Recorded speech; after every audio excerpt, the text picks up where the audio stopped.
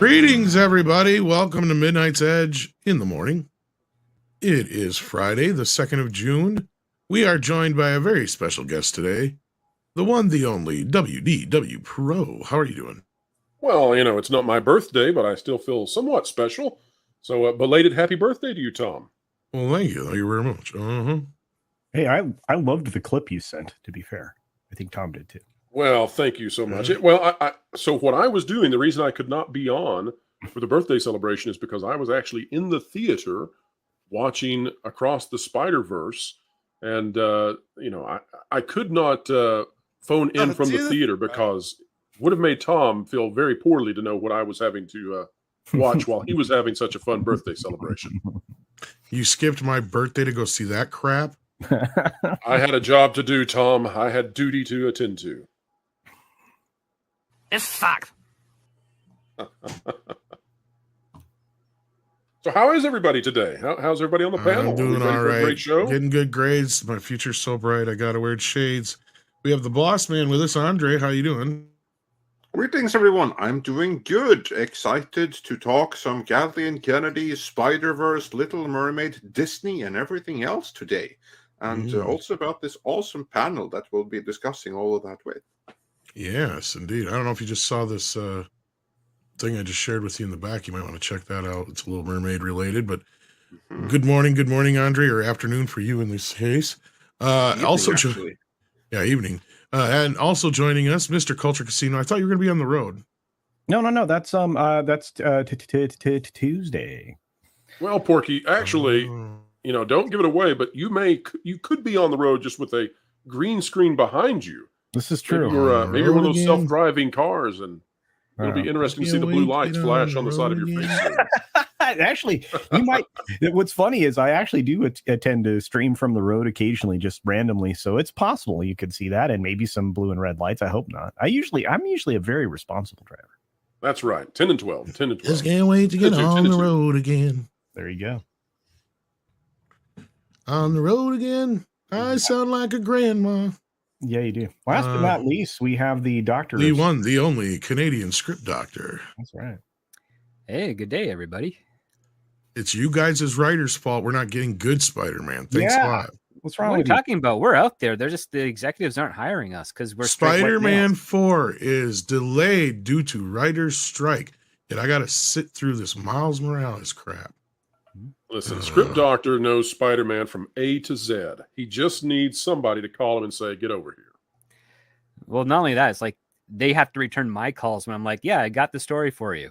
They're like, but you're Canadian, you're straight, you're white, you don't believe in identity politics. You actually have discipline and structure. You have all the things that we can't use. That's right. Darn you in your pale skin. Yeah, we got more light in Canada. I'd probably be tanned and probably could pass for Spanish. Tanning bed on the way, Script. You're halfway to Miles Morales. Can anybody find me somebody to write? You can try to rename yourself El Script Doctore. See if that makes a difference. There you go. Yeah, I'll change my last name to Rodriguez. That should open up some more doors, right? There you go. Maybe. I don't know. Say you're related to Michelle. Yeah, because if you can try to make yourself Latino, but by doing so, you'd actually be joining the one group that is even more underrepresented than whites right now. Exactly, I know. You damn white supremacist Latino. Exactly. Couldn't even pass as a Chicano. Just whatever you do, Script, don't change on your avatar the hair to red. You will never work in Hollywood again. No. Oh, no. They moved past that, bro. Bro, they moved past that now. They moved on to blondes. Oh, gingers and blondes now, eh? Well, didn't you see the new casting news for How to Train Your Dragon? I have not, actually. Well, we're cousin blah, blah, blah, blah, blah, blah. That thing that John Campea always says. Because we're pointing out the obvious. It's like, hey, dumb fuck. Now, wait a minute. They could cast someone of a different hair color. Surely they're going to be dedicated to the source material and go with a wig or something, right? Maybe some hair color. Who knows? I don't know. No? Maybe. We can hope. But at the end of the day, she's definitely not Nordic in any way, shape, or form. Take that as you will. I'll take that. Are you saying she's Australian? Yes, she comes from the same country as Arnold Schwarzenegger. Oh, okay. Not the alien. Got it. Right, there you go. Well, good day, mate. Oh, There you Lord. go. We got somebody else joining us. I just heard a donk. Oh, look who it is. That was fast. Mr. Paul Hello. Chato. Professional Hello. hair model. And your hair looks like you just ran it through a car wash Yeah. this morning. That's pretty much all I do. He's We totally love wearing you, the Paul. renovation clothes too. The man who skipped out on my birthday. Oh, you try renovating a house. Yeah. I'm sorry I missed your birthday, Tom. I know. I'm sure it picking was on you. great. I'm just imagining now Paul going through a car wash with a convertible and the tops down. I'm starting to see how you can be even more efficient in the mornings. How do you think he wakes up? That's In a convertible? that is the fastest way to get clean. Yeah. He's on his way to breakfast. He gets clean and woke up by the car wash. Jumps in, grabs his breakfast. and comes There's back a here. family story where you know how when you go through a car wash, there used to be some dude with a sprayer that would at least get you somewhat the car Right. somewhat. The pretender. The what? The pretender. The The guy who pretender. pretends he has some function when in fact all he does is smile at you at best. Yeah, but so he gets a car kind of wet before all the scrapey stuff happens, and my daughter forgot to roll down her window, roll up her window, and he turned on the jets, and she just got it full in the face. Well, It was the wax one of treatment the that exfoliates. many family stories. Well, at least that's better if it's from him than it is if you get into the actual machine area and it starts dropping or raising the PSI on you. Or you turn off the engine and you can't roll up the electric windows, right? That would be a problem. That'd be a problem. That's right. I think, and you were around when I told the story of my son and I going to Disney World. Oh yes. The crotch shot her round the Disney World. That's right. So what have I missed? Intros. We're just at the intro stage. Not much yet. We were just about to start a couple of super chats before we get into the first story here, weren't we? So to start us off today, we have a question for. Well, actually, yeah. Let's. Or Tom, do you want to play some of this clip here first? Well, I just brought it up because since I brought it up, Yeah. because we're the cousin-loving basement dwellers or whatever. Yeah. Well, let's bring it up then. John Campea has lost his freaking mind. I think so. Oh, this is Campion? Well, this is, honestly, you know what? We're going to save this because I realize this has an N-word in it. Ooh. From Campea? Yes. Yes. What? He Nutrisystem. drops those every now and Yeah, then. Nutrisystem. Well, You're not allowed somebody to. cut in from him saying it before. So I'm thinking I'm going to bleep okay. that out. So what I'm going to do is I'm going to get this and bleep it out, and then we'll get to it. No, I don't want to be negative about too many people, but he does seem like he's a little more on the edge lately. I don't know what's going on, but just some oddities. He's there. one of you guys up there, Paul, in script. What's wrong with him? Because, well, we raise communists up here. Well, especially in Hamilton. Oh, yeah, it's a steel town. It's a Steel total liberal stronghold. I blame it on yeah. lack of sunlight. Well, he lives in. I blame it on the California, rain. so it can't be that. Vitamin D deprivation. That's He what's lives in going on with California? Campea. Now Yeah, he does, I think. Been there yeah. for a while. Yeah.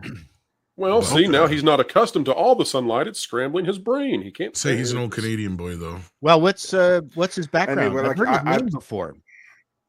Entertainment writer? Pretty much. Commentator. He's done a couple. he's- He's done a couple documentaries and things, and He's basically the guy who started like professional film punditry outside or independent film punditry. He's the grandfather of it all, and all the channels of the Midnight's Edge generation were in whole or in part inspired by John Campea. So Right. that can never be taken away. what's from funny him. is this whole thing was kind of birthed by the two people we hate on the most. Kevin Smith and John Campea are probably Yeah, the in most a sense, responsible yes. for this. In a sense, yes. like for instance, for Midnight's Edge, part of the creation, it was inspiration from him and a few other individuals for basically just doing this in the first place. But one thing I never did appreciate was that he always and almost without exception bought into the official studio narrative, hook, line, and sinker. So if there That's was how you a get in those premieres. yeah, so if there was a production that was a burning mess and everyone who would pay attention could see that this is a complete and total shit show, and the studio put out a press release saying, nah, this is all just rumors, everything is fine, he'd be the one saying, this is all just rumors, everything is fine. He did that with the Fantastic Four, for instance. He was the one saying, this is all rumors, no one pay any attention to it. That was actually part of the reason for creating Midnight's Edge, why we said that we're spin-free news, because we don't buy into the Hollywood spin and go straight to the other side of it. Right. Because But if that's his modus operandi, then all the way until it could be the night. You did the right thing. In the case of the Fantastic Four, that was the eve of the premiere. That's when he came around to that. But you did the right thing rather than complaining about Delta him. 9 you started your own channel. Yes, correct. Try to offer the kind of alternative that AMC Movie News, because that's what it was at the time, didn't provide. They didn't provide the alternative narrative. They gave the official studio picture. Only on very rare occasions did they challenge it. So that's what Midnight's Edge did.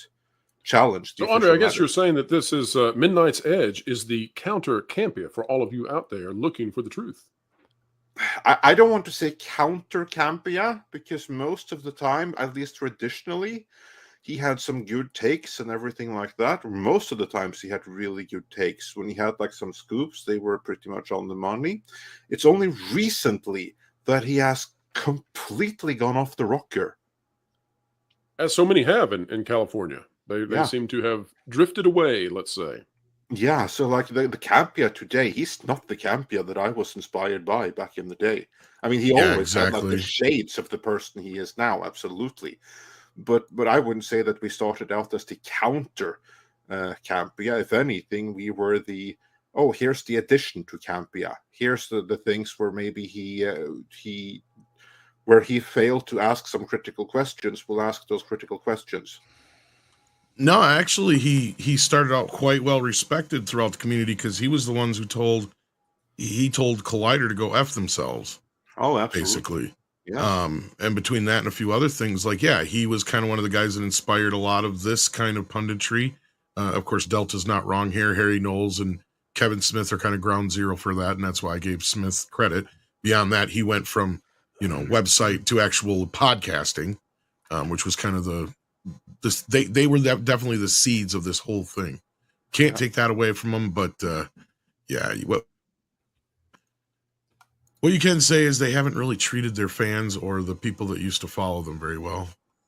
And we're going to see this video in just a minute here. I'm rendering it out now, so we'll have it in just a moment. So before then, let's get into some of these super chats here. We got Dark King. This is Tom. Any thoughts on Batman versus TMNT? Actually, I enjoyed it quite a bit. I only had one gripe and one gripe only with it, and it seems to be this thing that Kevin Eastman introduced, I guess, where everybody turns into their spirit animal if they come in contact with mutagen, and I hate that, because it was also something they had. It is just bizarre, especially like Out of the Shadows. It drove me nuts, because that's why Bebop and Rocksteady turned into a warthog and a rhinoceros, and I'm like, that's dumb. Like even in the cartoon. Even in the cartoon, they were at least smart enough to go get a rhinoceros and a warthog to even like play like this idea that they're mixing them somehow, It's like, okay, all you had to do was show a vial of blood that said warthog and one that said rhinoceros on it and dump that in the mutagen and problem solve. Other than that, I thought it was a lot of fun. I loved how the turtles played off of each other. I thought Batman and Shredder fighting each other was kind of cool, but I think they kind of nerfed Shredder in that respect, because I'm wondering if Shredder wouldn't have kicked the shit out of Batman, but I don't know. I could be wrong. I'm sure Script has an opinion on it, though. It's whatever the writer needs it to be. Well, I meant like just Batman versus TMNT. Who said that? What was that? That's Stan Lee. Stanley, yeah. Stan Lee said that. No, someone else, another director recently wrote that it's whatever it is I think will make it work or something. Anyway, okay. I've heard many say that. Yeah. Anyways. I believe for me, this is a very all in the common service saying of the among laugh. writers. All right. Well, I just thought Script might have something to say about the story, but yeah. Planner Aspect says, I enjoyed Spider-Verse 2. It shows very mild spoiler that the other Spidey films are in the same universe, but are live action.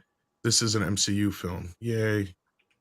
That Great means point. Guys It are is encouraging this it's cool that crap. you like that, but that doesn't mean just because they're showing clips from other Spider-Man films means nothing because it does nothing to service the story. It's member berries. It is.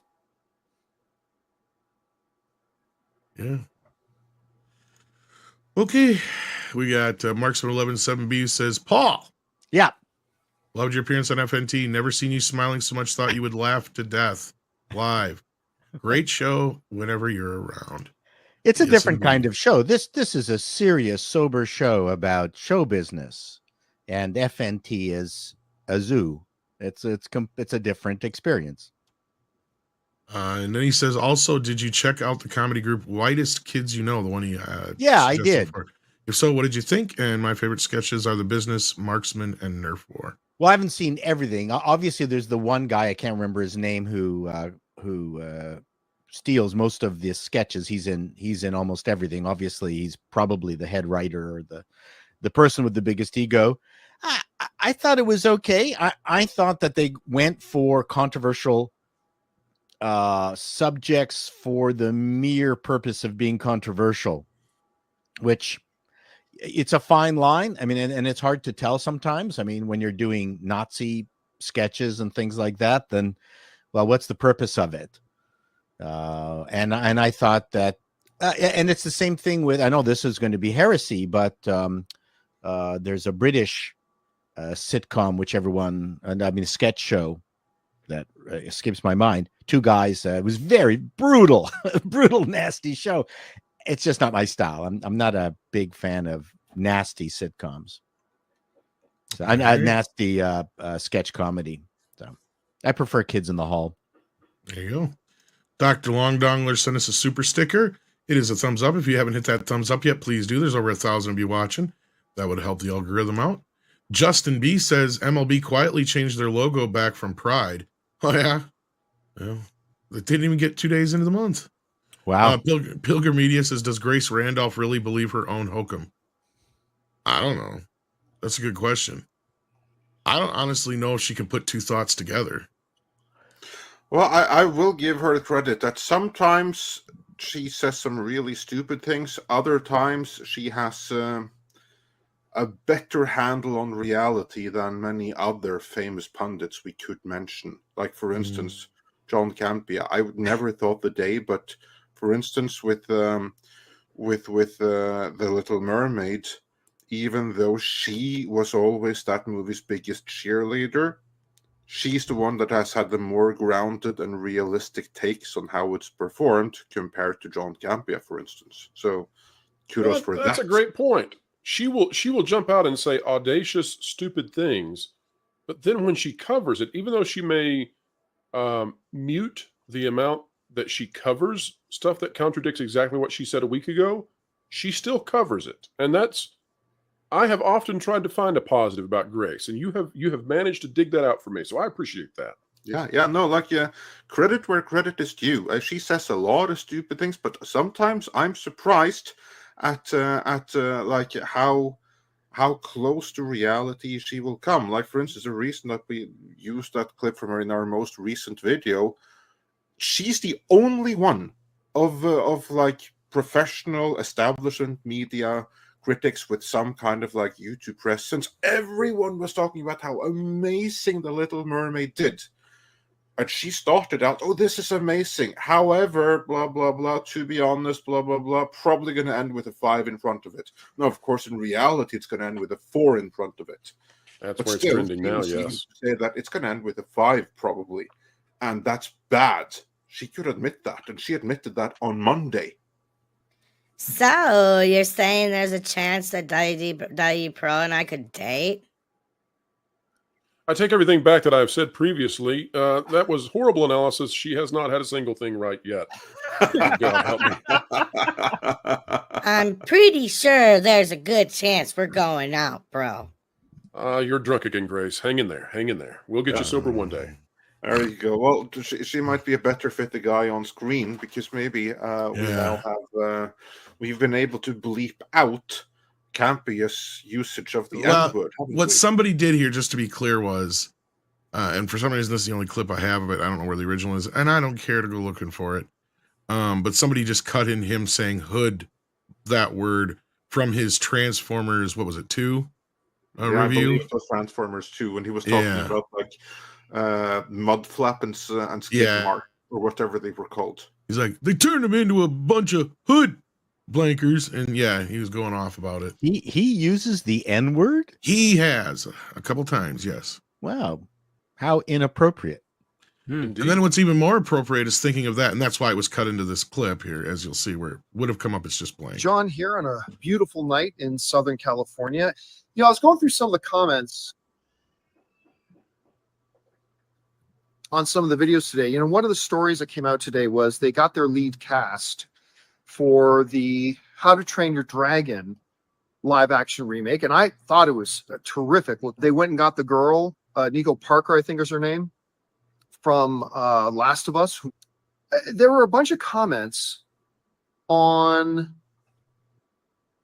in it, and people complaining that this How to Train Your Dragon thing is already ruined because they changed Astrid. Because they changed Astrid. And because they changed Astrid, that means this thing was a complete disaster. It was ruined. I'm getting dizzy. Destined to fail because they changed Astrid. I thought it was interesting. But oh my God, if you get a girl who the pigmentation of her skin tone is a little bit different than Astrid's is, if the pigmentation of her skin is a little bit darker than what Astrid's is in the cartoon, height, not a problem. Eye color, not a problem. Hand, not a problem. Oh, tone of her skin, that's a problem. This movie's doomed. Please get the fuck off my channel, you mouth-breathing, basement-dwelling, cousin humping motherfuckers. Just get off my channel. Don't come to my channel. I'm on a personal mission. I want to purge 30,000 of my subscribers off my channel within the next 48 hours. And I would like them to be, because with the number of comments of people saying such idiotic, moronic things, I figure there's got to be at least 30,000 of you knuckle draggers around there. In other news, the Prime Minister of Sweden visited Washington today, and my tiny little nipples went to France. So please.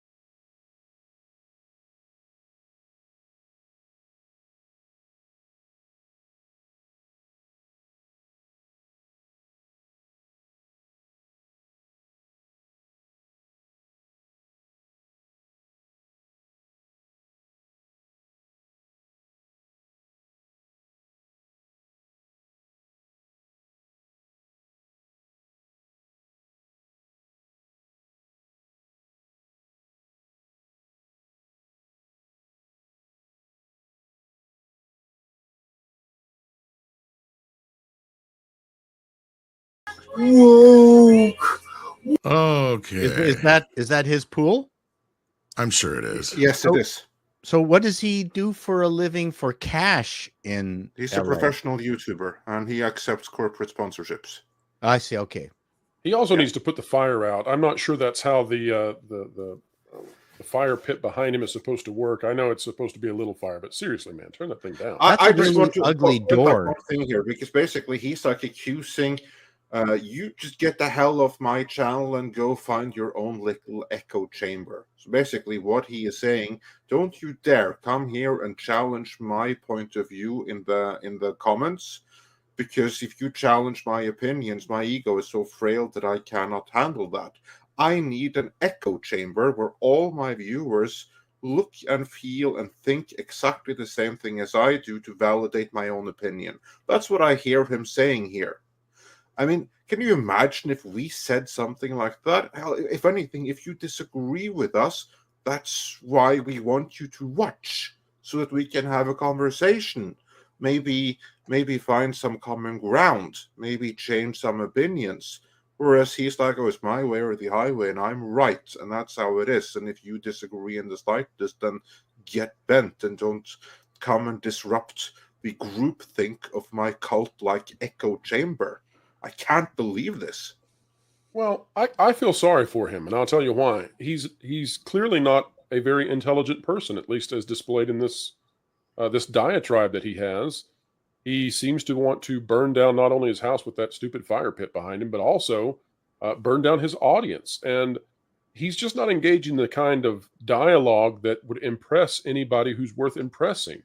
If putting something out into the world where you are talking about ejaculation on your face, if putting that out there and then motioning, Maybe he was telling us about his weekend.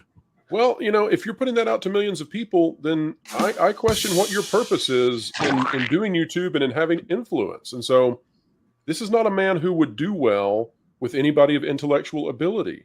He just wouldn't, because this is not this reminds me of like a 6 or a 7-year-old who's a little edgy on the playground, and so they burp in your face. It's not impressive. I don't know how he got as many followers as he did. It's fine that he has them. But if this is what you're going to use that for, if this is how you're going to use your influence, then stay in the little pool you have. You know what's beautiful about this, Pro? He's done this before, and it didn't turn out too well for him before. In fact, he used these exact same words. It was back in 2016. And that's where he first lost a ton of respect. And he's done the same thing a few times LED since changing then. colors for his pool. So I was just going to say, here's the beauty of the whole thing. He is so jealous of all of us YouTube pundits right now. That's what that last 30 seconds was all about. Because he knows he's losing his core audience. Why? Because they've been coming to us.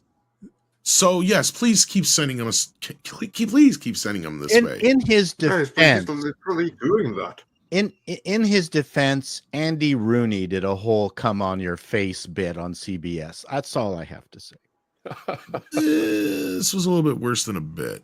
Well, I'll say I this. would If say John so, because Campea that's wants the to come on, this is him talking to his audience, which Correct. is relatively limited. And also, as we saw here, he says that he wants to lose 30,000 people. But again, as this editor pointed out, the video that got him triggered had what, like 7,000 views and 1,200 comments or something ridiculous? Well, it was 200 at that time. Yeah, I don't know. 200 comments even. Okay, so basically from 200 people, the comments from a total of 200 comments, he decides to go and decide that 30,000 of you people dare challenge my echo chamber and you need to leave. I want you, again, look at his eyes in that still right there. I love that still. Just look at that. Look at those eyes. The lights are on, but there's nobody home. Those are the eyes of a brainwashed cultist, just like Alyssa Heinerscheid. She has those eyes. If you go up to Clearwater, Florida, you find one of those Scientologists who stand out there trying to sell the gospel of Hubbard or what have you. They're going to have those same glassy eyes.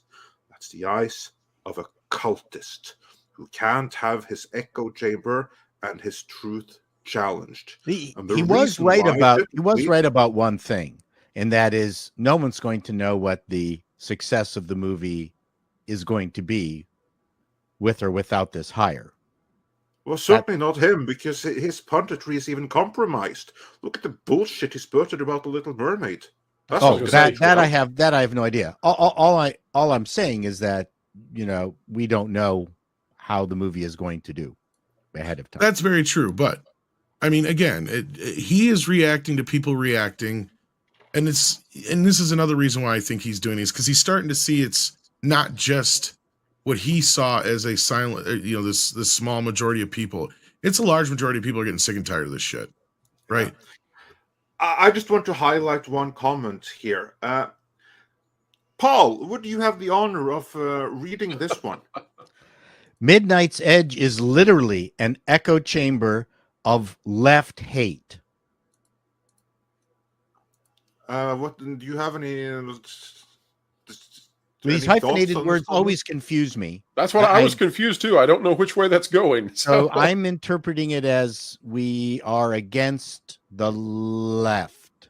Or are we Consistent. embracing the hate of the left? I can't tell. Nah, I think everybody's fucking stupid. So that Well, whole thing. I've always had the anti hate, like when they put 2 in, and I've lost. I'm The double negative. Yeah.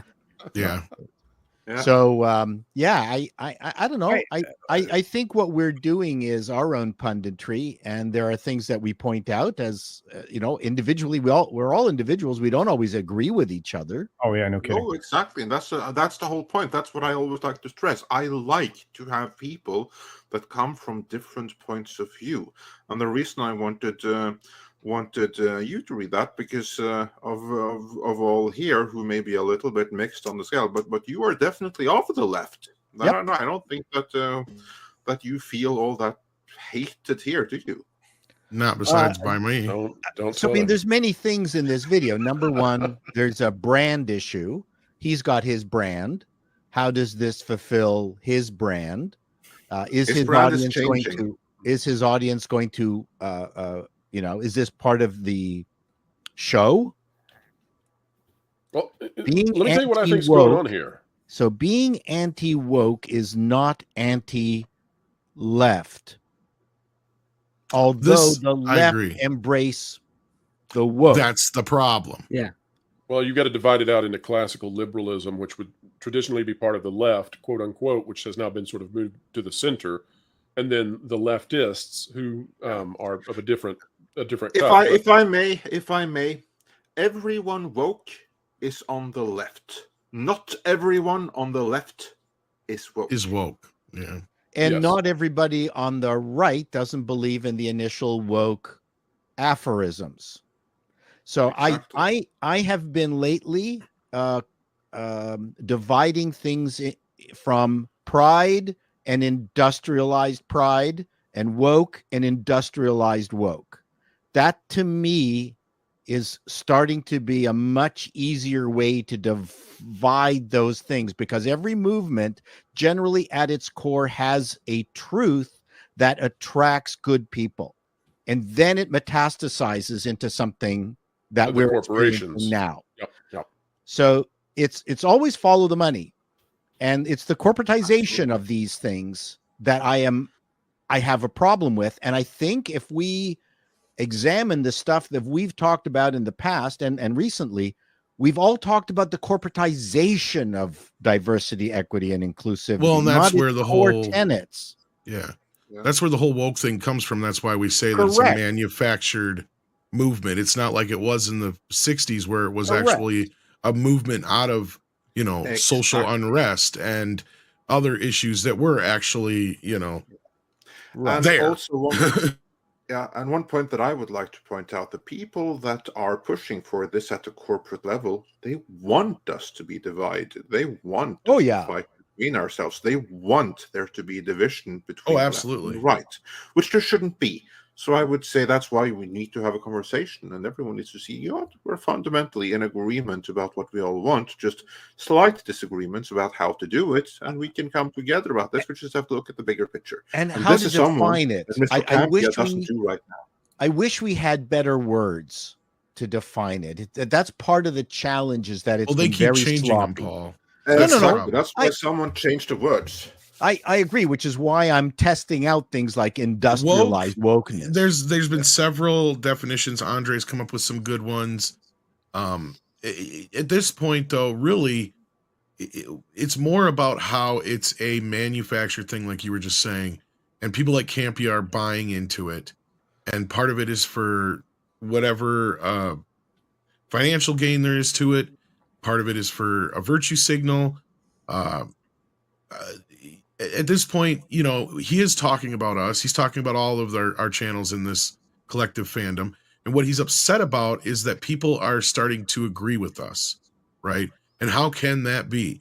And because people are asking, what did he say in 2016? Well, he said the cousin humping line back in 2016, but it was about people who were going after the trailer for Ghostbusters. That's where he started his downward trend. And that's where we all saw, oh, this guy's a corporate fucking shill, right? Because he was just touting the corporate line and a lot of the same shit. And what have we seen in the last week? Oh, if you don't like the Little Mermaid, you're clearly racist. And notice what he didn't bring up in people's complaints about Astrid. Didn't bring up the hair color. Nope. Didn't bring up the actual background of the fucking character. Nope. Yeah. Well, a couple of things that I'd like to point out here. One is going back to the point about the corporatization of these different practices. And as Paul was talking about, I was thinking about how one of the other issues here too is that let's say that you set off with a social agenda, and let's say for the moment that it's even a good one, and you've identified a real ill in society and you want to improve upon it. The problem is that once it enters into the corporate realm and into the government realm, that it then has jobs entangled with it and careers. And then that issue is that no matter were you to succeed in creating societal change, those jobs, those careers are then evaporated the moment that you admit that has happened.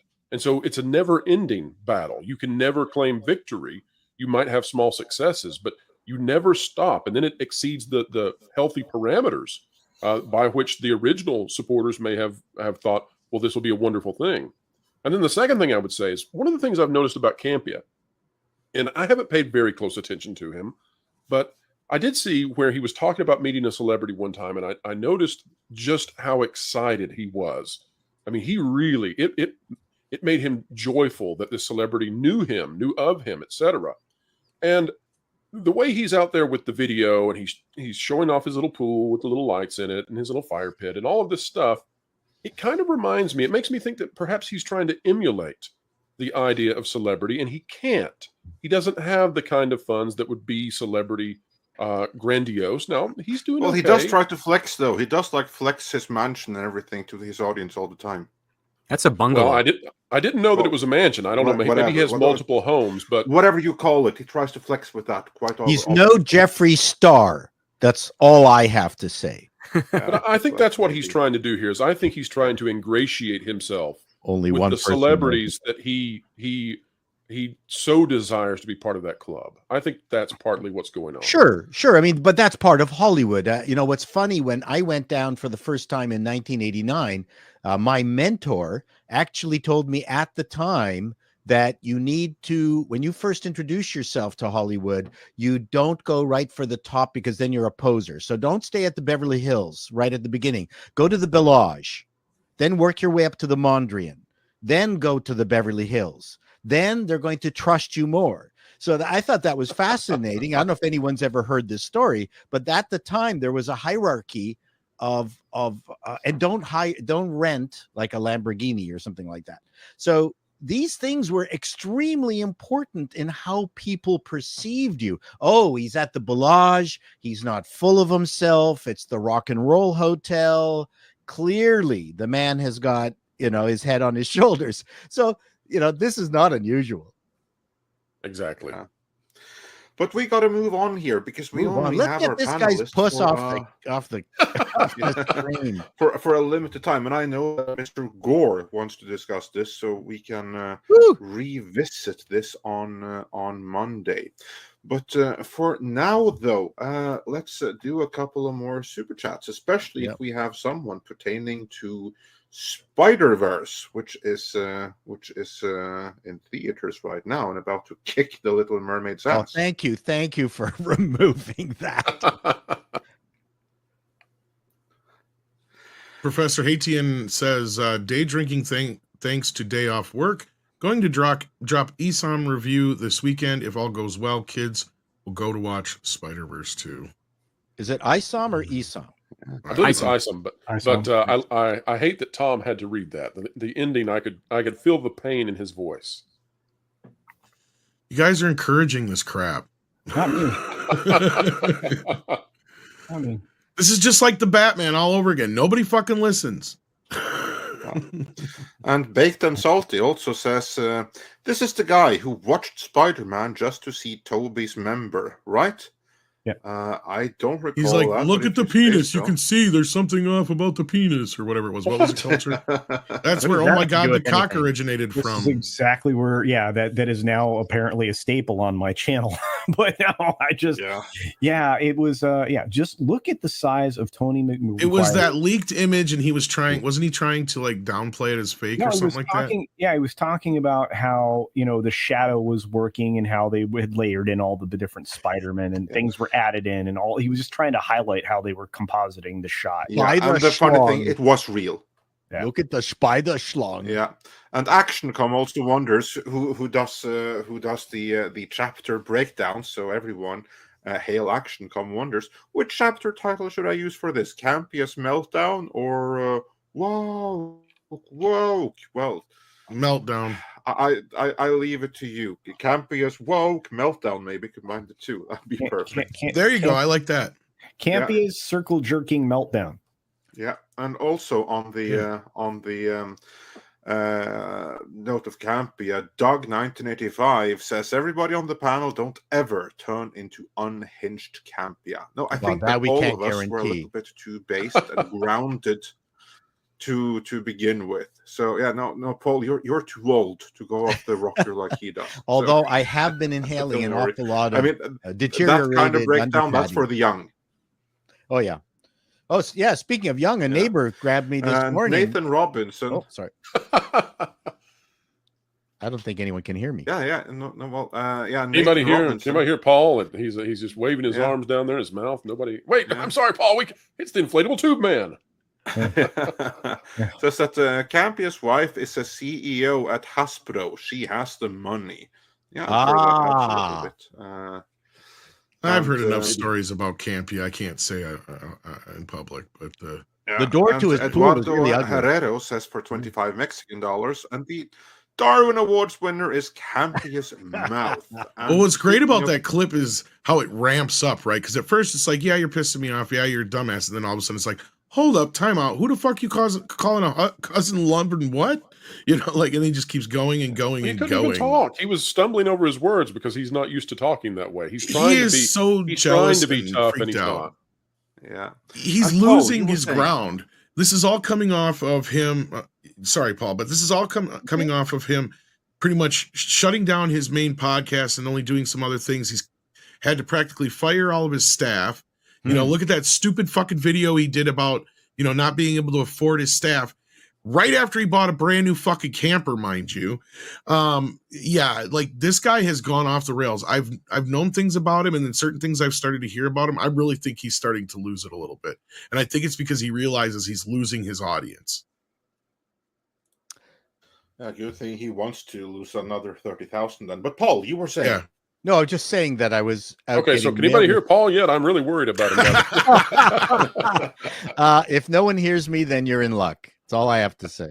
Now, just You're going to tell a story about your neighbor, I think. A neighbor grabbed me this morning that I had no idea that she watches my anti-woke videos, and she said, "You've got to come and talk to my daughter. She's totally woke." No shit. Intervention. An intervention. I need for an Paul. intervention for Paul. Yeah. It was hilarious. I had no idea my next door neighbor was watching my videos. That's great. I can't wait till we actually start having woke interventions. They'll be that'd an great. cottage industry. Well, that's going to come. Just like you have the people that de-brainwash your kids because of rock music, you have the de-wokeify your kids because of Well, it's going to happen at some point. Yeah.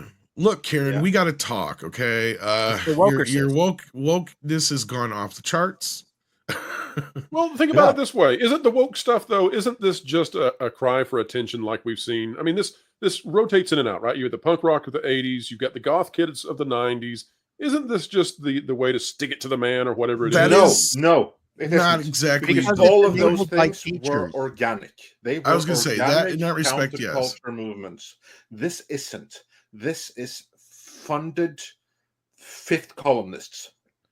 Well, And I so was you just think- going to say, And you think because it attacks the actual ideas of like biology and such as that, it's what would you say, categorically different than these other expressions, and perhaps Yes. it's hijacking Yes, the proclivity yes. for youth to want to express themselves in a way that's abrasive to older generations? I think that's in there. Because all of the other things you mentioned, they were yeah, it fits in there, but there's a different thing. Because all of those other things, they were organic youth counterculture. This right here isn't organic. This is something that is influenced. We all know this. You know what else This was did not happen organic? on its own. Those giant jeans in the 90s where they would hold them up with chains, and you knew that if a fight ever broke out, they'd never catch whoever punched them. That also was not organic, but I digress. Yeah, Well, that may very well be, but none of what we're saying I just right joke now on is that one. I organic. keyed. well, and I see another part of this too is that some people who are involved in it, who are not on the side to benefit financially or whatever way have you, like especially with the white guilt factor, there's another side of it. It's not just a guilt part of it. I think there's an actual like addiction to it in a sense that it gives you that same feeling of euphoria you probably get when you do something good for somebody or do something that has a great result, because these people actually feel like they're changing the fucking world. Yeah, right. Right, Like they're I'm convinced that some of these people, like a religion, where they've gotten to this point where they actually believe this shit. Because otherwise, how have they gotten to this point where they haven't looked in the mirror and gone, Jesus Christ, what am I fucking doing? Yeah, watch some of Peter Boghossian's videos where he challenges schools out on the tarmac with his thought experiment. And oh my gosh, the vocabulary coming out of the students' mouths, just how hurt they are and triggered is astounding. So it's not coming from the kids. This is all. Yeah, it takes a lot of manipulation and indoctrination to get to that. This isn't organic. This is indoctrination, and which is what Hollywood is being influenced. Very insidious. And it is. It's like a dopamine hit. It's like if you were to save a kitten or somebody's life. You think you're getting that same rush when you're not. You have to agree with your cohorts, or you will be excommunicated. There's that too. See, that's the other side of it, Paul. Plan. There's a large group of these people who are not used to being, parts of cliques or groups. And what has this done? It's made them part of a clique or a group, right? But to me, it's just as damaging as a cult, because we've used those words at this point where terms like cult and religion and stuff like that, because it is. You basically become indoctrinated. And part of the catechism is that nothing is worse. It's worse now than it has ever been before. That's part of their catechism. And if you challenge that, well, they block you, or they don't want to deal with that. Go back to Argentina in the 80s when the junta was rounding up 15 to 20-year-olds and take them into a stadium, shooting them, and then dumping their bodies into the ocean. Yeah, your life right now is worse than that. Yeah, I don't have Wi-Fi in all of my house. When I go down the hall, I lose oh it. my God! What? Well, and this is another reason why that's heresy. How can you deal with that? That stupid rating terrorism thing actually took off, and I mean, Andre, it was not getting where at first it was coming from, and I was like, well, clearly it was through the translation, but it doesn't matter at that point. That's what I was trying to tell him about the video we put out yesterday. It was like the narrative has already been picked up and ran with by MSN and all these other outlets. It's too late. Like, they're using the term now. It's now yet another term that used to mean something doesn't mean what it used to mean. We have more and more of these terms like racism and Yahtzeeism and all these other terms that have just been used so much that they don't mean jack shit anymore. The press have an agenda. Oh, nobody posted any retraction. They were asking, has anybody posted it? No, it will. I don't know if you saw the video, but the bottom line is basically Google translated review bombing into review terrorism, and other outlets picked up that term and ran with it because they were too stupid to actually read the article.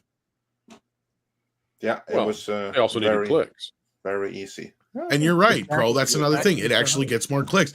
And that's where I said to Andre, it may have even been intentional. They're like, oh, yeah, that's what they're saying, but it doesn't fucking matter because guess what? Ratings terrorism, that gets clicks. Absolutely. And has Indeed. the so getting back to the core subject, did you guys want to talk about the casting for How to Train Your Dragon? Is that an issue for anyone? I Not a huge issue, but we basically did don't have care. a super chat about it. So let's use that before Yeah. we get into Spider-Man and all matters Disney here. It was Smith Self who said for $9.99, thank you so much. Does the moron making that diatribe realize the original voice actress for the animated Astrid is Latina, in spite of the character being a Viking? Well, that's the beauty of animation, right? Anybody can play the part, but not to them. Well, not anymore. No, that's now changed. If Yeah, I you're know, an right? animated character Yeah. and you're a vole, then you got to be a vole. That's why I said not to them. Exactly. Yeah. Now you I have want to a movie exactly that be. is. I want a movie that is incredibly diverse. I'm talking about every single person in the movie is of every possible race and gender combination, and I want them all played by Robert Downey Jr. And just watch the That would be freakout great. begins. I would. That would be He fun. is the dude playing another dude pretending to be another dude. I mean, it is tiresome Indeed. So yeah, to just see it one after another. I mean, what would have happened if Astrid was a young Anita Ekberg was cast for it? Like, people would go, "Wow, that's really weird." Someone that actually makes sense. Well, And really hot. If for all you oldsters who know who Anita Ekberg is, one look of it the up. issues is that we have a fundamental shift in what it means to act.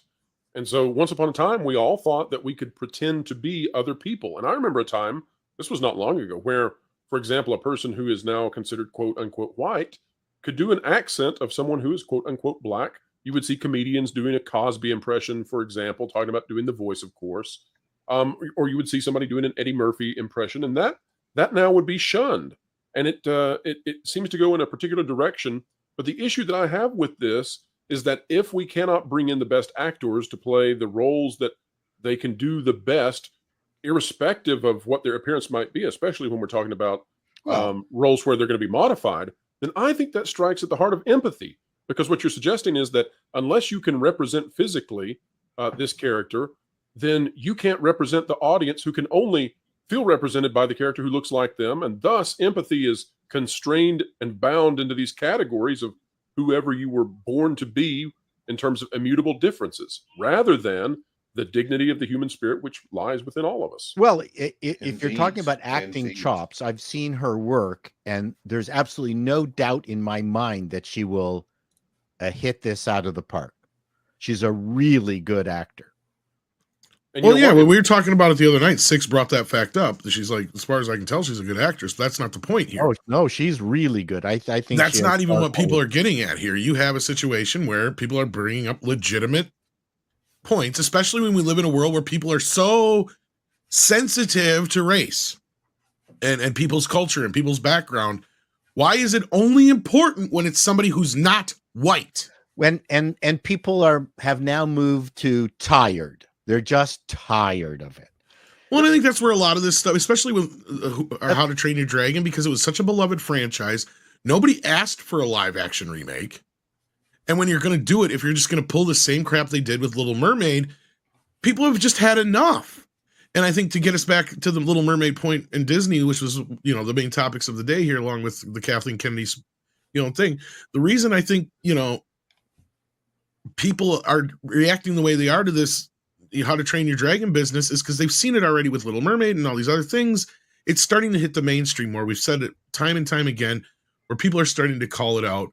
I mean, there's even this like recent deal where the movie's being criticized for its prominent diversity advocate, by a prominent diversity advocate, for its dangerous erasure of slavery on top of it all. Did you guys see this? Yes. So I don't know if you want to comment and start from here. Do you know the $1 billion mistake that Disney made with Little Mermaid? It's not who they cast, by the way. Although the reason that they cast her, that has a significant impact on it. But the $1 billion mistake that Disney made is, from the very beginning, when people said, oh, they're doing this only so they can have a black mermaid, an African-American mermaid, etc., that's the only reason they're doing it. Disney made a mistake. Disney could have come out with a statement and said, she was the best vocalist we had. She's the best, and we don't care about skin color. Instead, Disney went the absolute worst direction they could and made everything be about skin color. All of her sisters are every imaginable race. The movie is about that. They whitewashed, I guess is the criticism that they're receiving, whitewashed the Caribbean in terms of this time period.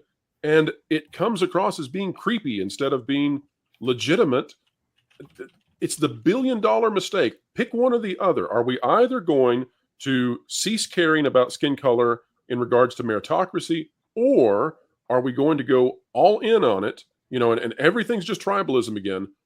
Disney can't have both, and that's what they want to attempt. They want it to be all about race, and at the same time, they want to erase the slavery issue at the same time they go directly headfirst into it. Yeah, that brings us up to this story right here, as you mentioned, where it's criticized for its dangerous erasure of slavery, which I take you to mean that here you have some activist that's going to claim that this was the wrong movie. This movie needed to be a tragedy that's all about guilting white people today for past slavery. I haven't read this article, but just seeing the headline, that is obviously the gist. Did you want to run through it quick, Andre? Or yeah, go for it. It's a as you read it, damn creative angle. It's the paradoxical backlash situation these companies find themselves in. yeah, First, they face a backlash for the one thing. Then they give a tepid response to the one thing they're being criticized for. And then they get the backlash from the other side. So they take it from both sides now. We've seen this with the alcoholic beverage company. We've seen this from other issues. And it's the same thing with the mermaid. The mermaid gets backlash because they made it all about race. And then after Disney doesn't know what to do with that, or at least they don't know how to successfully navigate that, then they take it from the other side who says, oh, and by the way, your movie is also racist. So they're getting it from both ends of this. And these companies should realize that these kinds of issues are they're filled with landmines. Well, and Pro, I mean, deviating from a shot for shot, faithful representation of the original animated classic was probably something you could throw in there as well. I mean, this is entirely different than what they did with Little Mermaid, or excuse me, with Lion King, which we've talked about before. So I think you have to add some of that into it as well. If they you're saying that you didn't enjoy Scuttlebutt. Is that what you're trying to say to us? Right? You know what's hilarious? Did you see that they officially released that horrendous clip? Okay. But here's what they did, Tom. Crap. They think this is why they don't get the Agatha all along crap either. Sorry, Pro. Go ahead. Okay. Here's what they did, and I really wish I could do an exclusive. I won't have time to do this, so I'll just say it here. They cut out the first part of that song where it does the squat and all that stupid noise. Yeah, and they did that for a reason. That has been trending online, and it's driving people to not go see the movie because they're like, exactly, this is the soundtrack. It's crap. So what they did is they faded in on that song immediately afterwards and then let it play the entire song after that to try to combat the narrative. They're doing that because of money. They would not release that full clip otherwise. That's a money issue, and they know that having that stupid song, the way it opens, trending online is hurting them badly. Exactly. Yep. And going back to this article right here, I want to read because it's exactly what I thought. Please do. Listen to this. And this is now reading straight from the article in Deadline Hollywood. The Little Mermaid has been criticized by a prominent media diversity advocate for failing to acknowledge the horrors of slavery in the Caribbean, meaning it's one guy. Marcus Ryder, an influential British activist. Of course, here it says campaigner, but campaigner is code for basically commie SJW activist, who also chairs the Royal Academy of Dramatic Art, who I can add, although it doesn't say here, is a wokier than Wokerton institution, celebrated the casting of Halle Bailey, because of course, why wouldn't they, but took issue with the film's glossy depiction of racial harmony. See there was racial harmony among the sisters. Can't have that. After watching the Disney remake with his 6-year-old son, who must also be educated and raised to be a proper activist, Ryder felt compelled to write a blog about the movie, and that is what this whole article is based upon, because of course Deadline Hollywood wants to give this kind of nonsense a platform, which he said missed an opportunity to gently educate children. So here you then have an activist father who's probably a they them, and who took his son to see The Little Mermaid, and he was upset that all these sisters that they weren't fighting. They were different races, so they should be fighting, and they weren't. And it wasn't enough attacks on white people, and it wasn't enough education and indoctrination in slavery. And so he's unhappy. And Disney needs to do better. So next time, more division between people of different skin colors and more education in slavery, just to really bring the horrors of the past into the present so we can absolutely traumatize everyone. That's the gist of this article. Well, let me tell you a little bit about this guy real quick. This is, of course, Marcus Ryder. He's a figure within the United Kingdom. He is part of a diversity push, and he's really the leading guy in the United Kingdom for pushing for diversity in the media. But he's written a book, and so if anybody wants to go look up and see what his opinions are, he has a book called Access All Areas, The Diversity Manifesto for TV and Beyond. By the way, anyone who puts manifesto, that kind of puts you in the villainous territory. I don't know why people use the word manifesto. It's never a good idea. It also means that he is funded by various think tanks. That's exactly right. Now, one of the things he says in his book, he draws on decades of experience, supposedly, to reveal why recent efforts to diversify media have thus far been ineffective. That is the synopsis of what he's attempting to do with his book.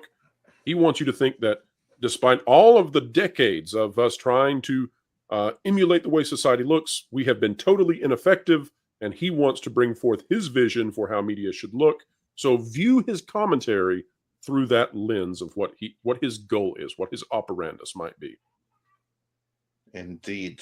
One has to keep this in mind. Again, this is someone that wants to subvert and ultimately destroy society. That's the ultimate goal here. And it also should be said that he's coming out of the United Kingdom. The United Kingdom stands as the premier nation in the world that fought against slavery. Of course, Wilberforce was a huge part of that, and it took hundreds of years, but the United Kingdom largely eradicated slavery as we have known it for thousands and thousands of years. They did, and so this we never talk about that. Yeah, no, this is erased from history. That doesn't fit the narrative. So you can find it if you look for it, but this isn't taught in British schools, nor is it taught anywhere else. In schools, even in Britain, you were taught about the horrors of slavery, and then presumably it just disappeared at some point between now and then, relatively recently, but we're still suffering the after effects of it, and we all need to do better. Exactly the fight that the British in particular did to end it, this is not emphasized anywhere.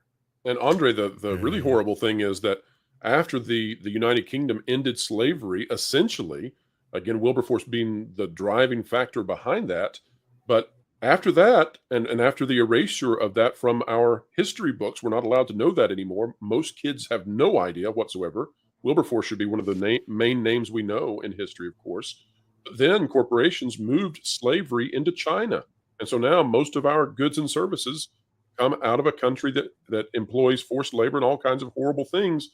But we don't believe that slavery exists in the world. We celebrate its end under a different force. We don't give it the name that it deserves. But in reality, slavery continues. It's just... Oh, it totally exists. It exists where it first started. Exactly. So, yeah. Corporations, they have quite the penalty upon their heads in the future, I think, for what they have done in terms of shifting the slavery of 100 and 200 years ago to a far-off land that's hidden behind a digital curtain where we cannot see. Indeed. But we need to move on here. And speaking of seeing, Cultured and the WDW Pro. You gentlemen, you saw a movie yesterday, did you not? What did you see yesterday? Okay, I was going to say something about that, but all right. Well, I've talked enough. I want to hear what Script has to say. And Culture, did you see it? Oh no, I didn't. I think yeah, I think that was misstated. But no, I have not yet seen the film. So Well, I want to hear what Script has to say. I've yapped enough. I think he stepped away. In that Okay, case, folks, well- I haven't yapped even a moment too much. So let's get right into it. I haven't seen it, and I'm giving you my review. It's colorful. Thank you. It's Bye. spidery. Before we move to the spiders, I just wanted to say, Oh. notice this advertisement here. What's not on it and what is on it? This is, I think, Disney. This is their core audience now. It's no longer children. It's 20-something to 30-something-year-old white women. Heavy dosage pixie dusters. Well, we called them lifestylers, didn't we? Used to do that. Yes, we used to. Yeah. But yes, another lifestyle is the Spider-Verse movie, and it's doing well. I can begin with that because I actually saw it yesterday too, but I can't give it a completely fair assessment because I saw a very compromised version of it. Here's what happened. Yesterday, I had a limited time window between publishing our Little Mermaid video, the one that just got 100,000 views a couple of hours ago. Thanks for that. And Tom's birthday stream, and I knew that okay, I have an opportunity to go and see Miles Morales across the Spider-Verse in this window right here. And then as I was about to upload the video, I was like thinking, I'm not quite happy with this thumbnail. I'm not happy with the title. I have a different vision for it that's still going to fit with the topic. And then I spent half an hour tweaking it, and I'm glad I did, because otherwise we'd be talking a 20,000K video rather than 100K. But anyway, that's a different matter. Point is that I spent half an hour tweaking that, and then the screening that I was going to, that I had planned going to, read everything there was to know about everything, I didn't make it. Then I saw, okay, there's a different screening here at this cinema, so if I go into the car, I drive like hell, I'll miss the first 5-10 minutes, but I'll catch the rest, and it's just going to have to do. So I didn't read any fine print or anything. I just ran into the car, slammed the gas, and I was off. And I was advised there, the movie has already begun. I don't care, just give me a ticket. And I jumped in. And I knew I had missed the first 10 minutes, but that was the biggest problem. Because as the more perceptive of you have realized, I'm not a native English speaker. My country, as a general thing, is subtitle land. But we do an exception for animated kids movies. Those are dubbed, so they come out in two versions. You have the Norwegian dub version, which are on daytime for kids and everything, and then every animated movie is also released with the original dub, because they know that every adult in the audience absolutely hates dubbing and wants to see the original version. Of course, the original screening I was going to, I had, of course, checked was the original dub, but I was in a rush. I didn't read the fine print. So suddenly I was 10 minutes into a screening where they spoke Norwegian. And I was like, what the fuck? Because I hate dubbing. You lose all of the original voice acting and everything, and especially a movie that is like so diverse, let's say, everyone speaks like their own dialect, translate this into Norwegian, that doesn't work, which is what I mean. I saw a deeply compromised version of the movie, and I cannot give it a fair assessment because of that. What I will say, though, is that on the whole, there were many things I liked about it. I thought that Spot was absolutely brilliant. I was pleasantly surprised to find that outside of the diversity and that there was loads of, there was no real wokeness or anything. The movie was overly long. It felt like kind of like a Disney Plus series just condensed into movie length. but on the whole, it was far more enjoyable than I thought it would be. I didn't even So- mind the animation style. I know that Tom is going to kick me off the stream for saying that, but so yeah. So that's my brief review. I was pleasantly surprised. This was not as bad as I thought it was going to be. And Tom, who has been ahead of the curve of this, because many are now starting to see woke issues with the original movie that one didn't pick up on before. Tom saw that right away. And Tom, you'll be glad to know that this movie does make a point of the fact that Miles Morales is not Spider-Man, without going to any further spoilers. Yeah. That's So- my brief thoughts on it. WDW Pro, what did you think? Well, Andre, I'm very curious about something now that I know that you saw the Norwegian dubbed version of this. Yeah. Did the version that you watched feature the BLM sticker? I'm sure it did, but I was It's more very annoyed. prominent. I'm sure it did, but I was just like so distracted with these characters that obviously don't speak Norwegian, how they were like awkwardly trying to mix in Eubonics with the Yes. Norwegian dub with a slight African accent, and most Well, I of can- them were obviously Pakistanis, because that's one of our biggest immigrant groups, where you have like an accent. I So see. like half the dubbing was. Yeah, so I I was see. so distracted by the. That's what I mean. It was compromised. I was so distracted by the audio that I missed half of what was happening on the Well, screen. the reason I ask that is because But there they wouldn't are- have changed that. Nothing was changed visually. They didn't alter a single thing. Like all the panels, all of this was in English. Sure. The reason I asked, though, is because there are places where the film virtue signals in very minor ways, such as when the sticker is on his backpack and it's placed in a very prominent position so that you have to see it. And of course, we know that's a political organization. Well, there are varieties of that and what that statement means, the BLM statement. But at least part of it is a political organization, which we now know was quite corrupt and used its funds to funnel to mansions. But the reason I asked is because that sticker was rather clever to me, because I thought, you know what? By not having it be part of the dialogue and just being a sticker on a backpack, there are versions, I'm sure, that will go into places such as China where they will simply remove that sticker.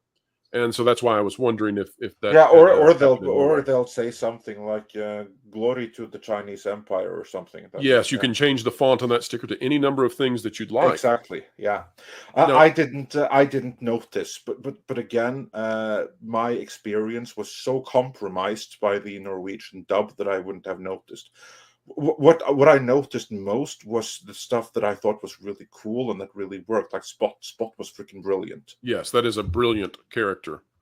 Now, the way I looked at this film is that artistically, in terms of the animation, I found this to be on par with John Wick 4 in terms of being something that elevates a genre.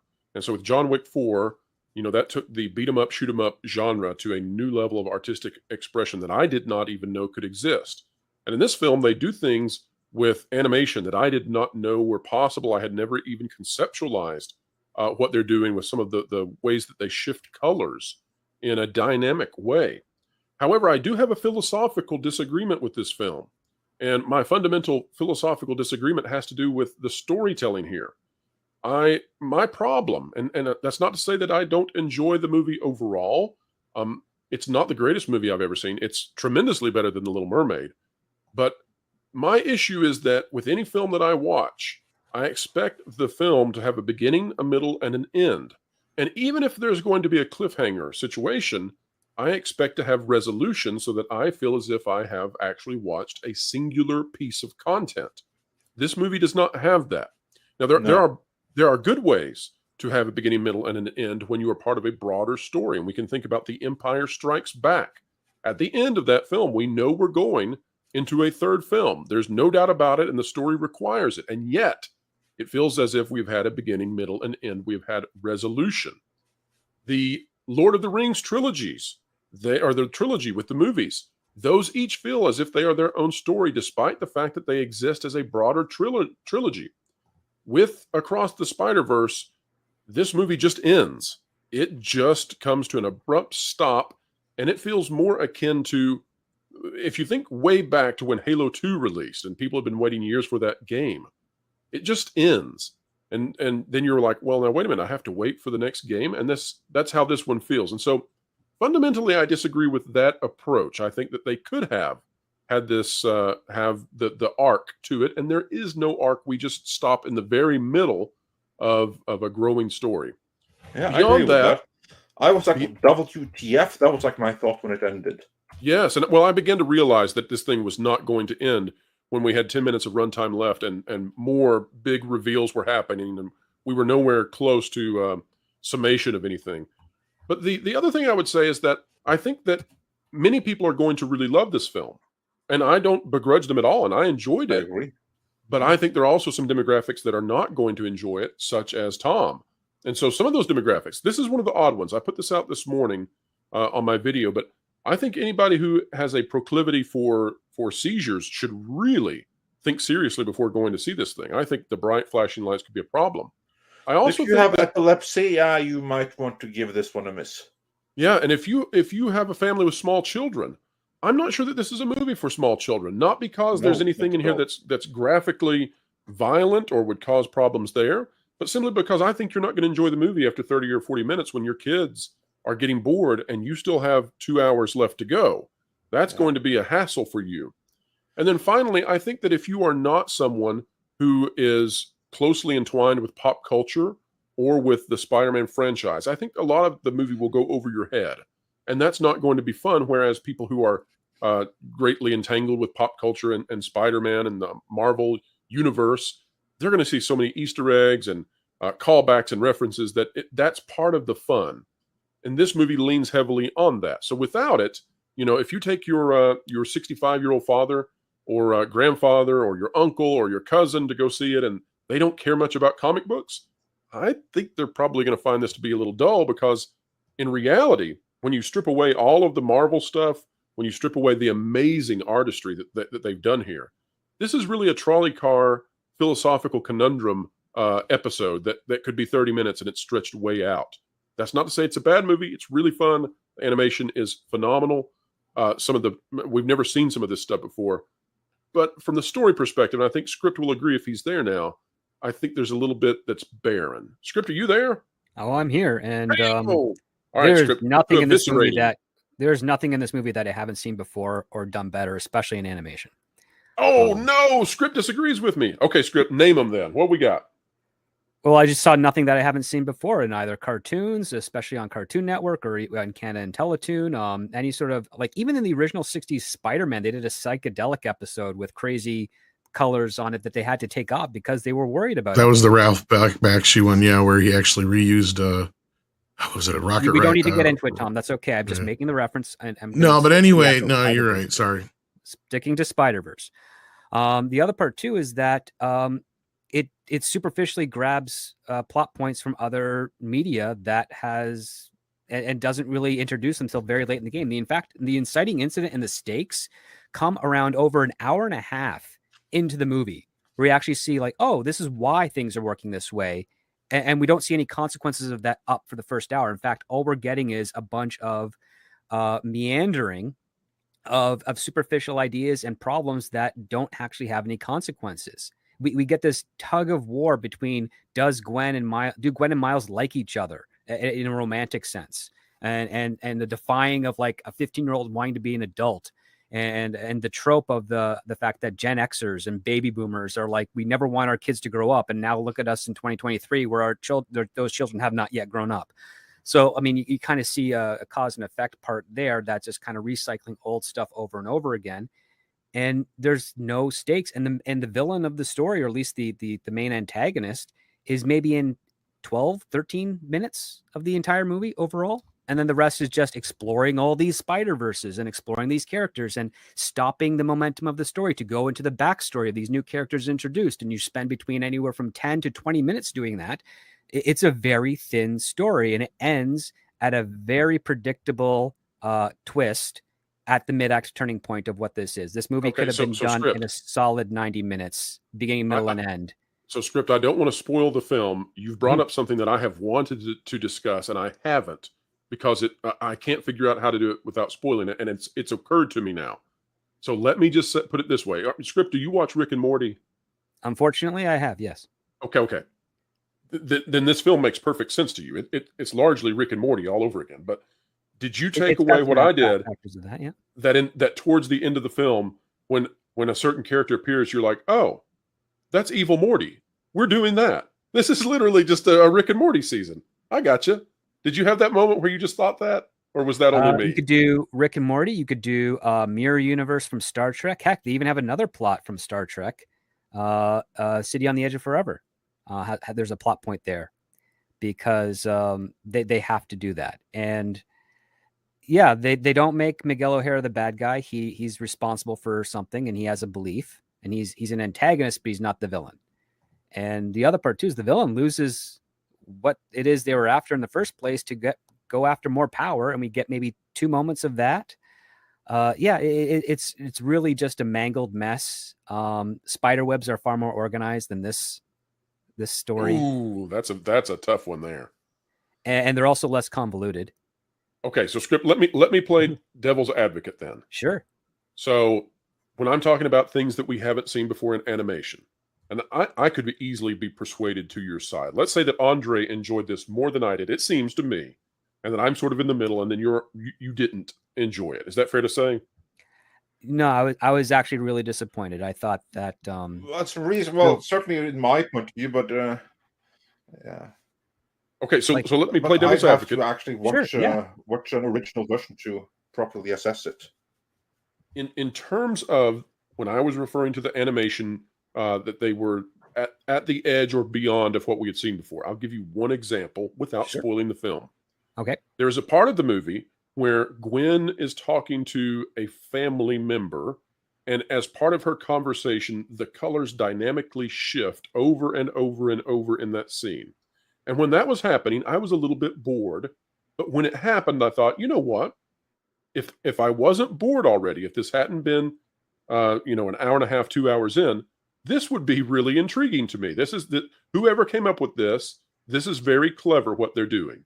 Now, did you find any of those sorts of moments in there or no? No, I didn't find it because I've seen techniques like that done before in live action with color timing and changing. And a great scene in the movie The Warriors does that also. They have the red light and green light in the subway tunnel that goes, and it reflects the emotional exchange between the characters. So, like, again, maybe new in animation, but it's not something new overall that I have not seen before, and something else or more superior. Yeah, I think that sums up everything we can say about the movie so far without going into a larger spoiler discussion. But let's talk about the box office for it and what it's going to do to The Little Mermaid. Because so far, we have the Thursday preview screenings, and the numbers there, they were quite good. For comparison, The Little Mermaid did $10 million in its Thursday screenings. Whereas last I heard, of course, the numbers are still coming in, but last I heard, Across the Spider-Verse did upwards of 16 million, bordering on 17 million. And 17.5 now, I believe. 17.5, yeah, numbers are going up increasingly. So basically, it utterly squashed, even just comparing, without them going head to head, just comparing Thursday screening to Thursday screenings, Across the Spider-Verse absolutely crushed The Little Mermaid. This can't be good going into the weekend for The Little Mermaid, can it? What do you think is going to happen with both movies? Well, the brand of Spider-Man is far greater than The Little Mermaid. I'm sorry, Culture, you can continue. Oh, go ahead. Script, go. You're on the right track. Well, that's basically it. The brand of Spider-Man is still a very strong and prominent brand. It's also been far more active in the social conversation than The Little Mermaid has. So it's got a huge lead over everyone. And I think that's going to do it well to its benefit, regardless of the quality of the actual story. I think it's got enough flashing lights. It's got a lot of extended fight action scenes that will do wonders for kids when those scenes happen. But the in-between moments, it's going to take a while to get there. Yeah, and it's not surprising. And again, I mean, Little Mermaid kind of cheated because it dropped a Wednesday, limited one showing per theater showing that they didn't widely advertise, which added nearly $1 million to their Thursday preview number. But that $10 million is no comparison. We've already seen the writing on the wall, and Mermaid's run, as Pro has pointed out, and many others that are here on this panel have pointed out, that this film Mermaid is just a flop, and it's not. I don't think it's good. I think it has no chance of being profitable. And all those folks that were arguing that it was going to make $1 billion or oh my gosh, were clearly what wrong. egg on their face. Yeah, oh my gosh. And again, I mean, a lot of us were very skeptical that it would get there or even anywhere close to being profitable. Well, it turns out we were right. Spider-Man, this is the weirdest thing. Disney usually does a great job with windowing, and it's something that I've been commenting on in various comments on videos that I've done this week.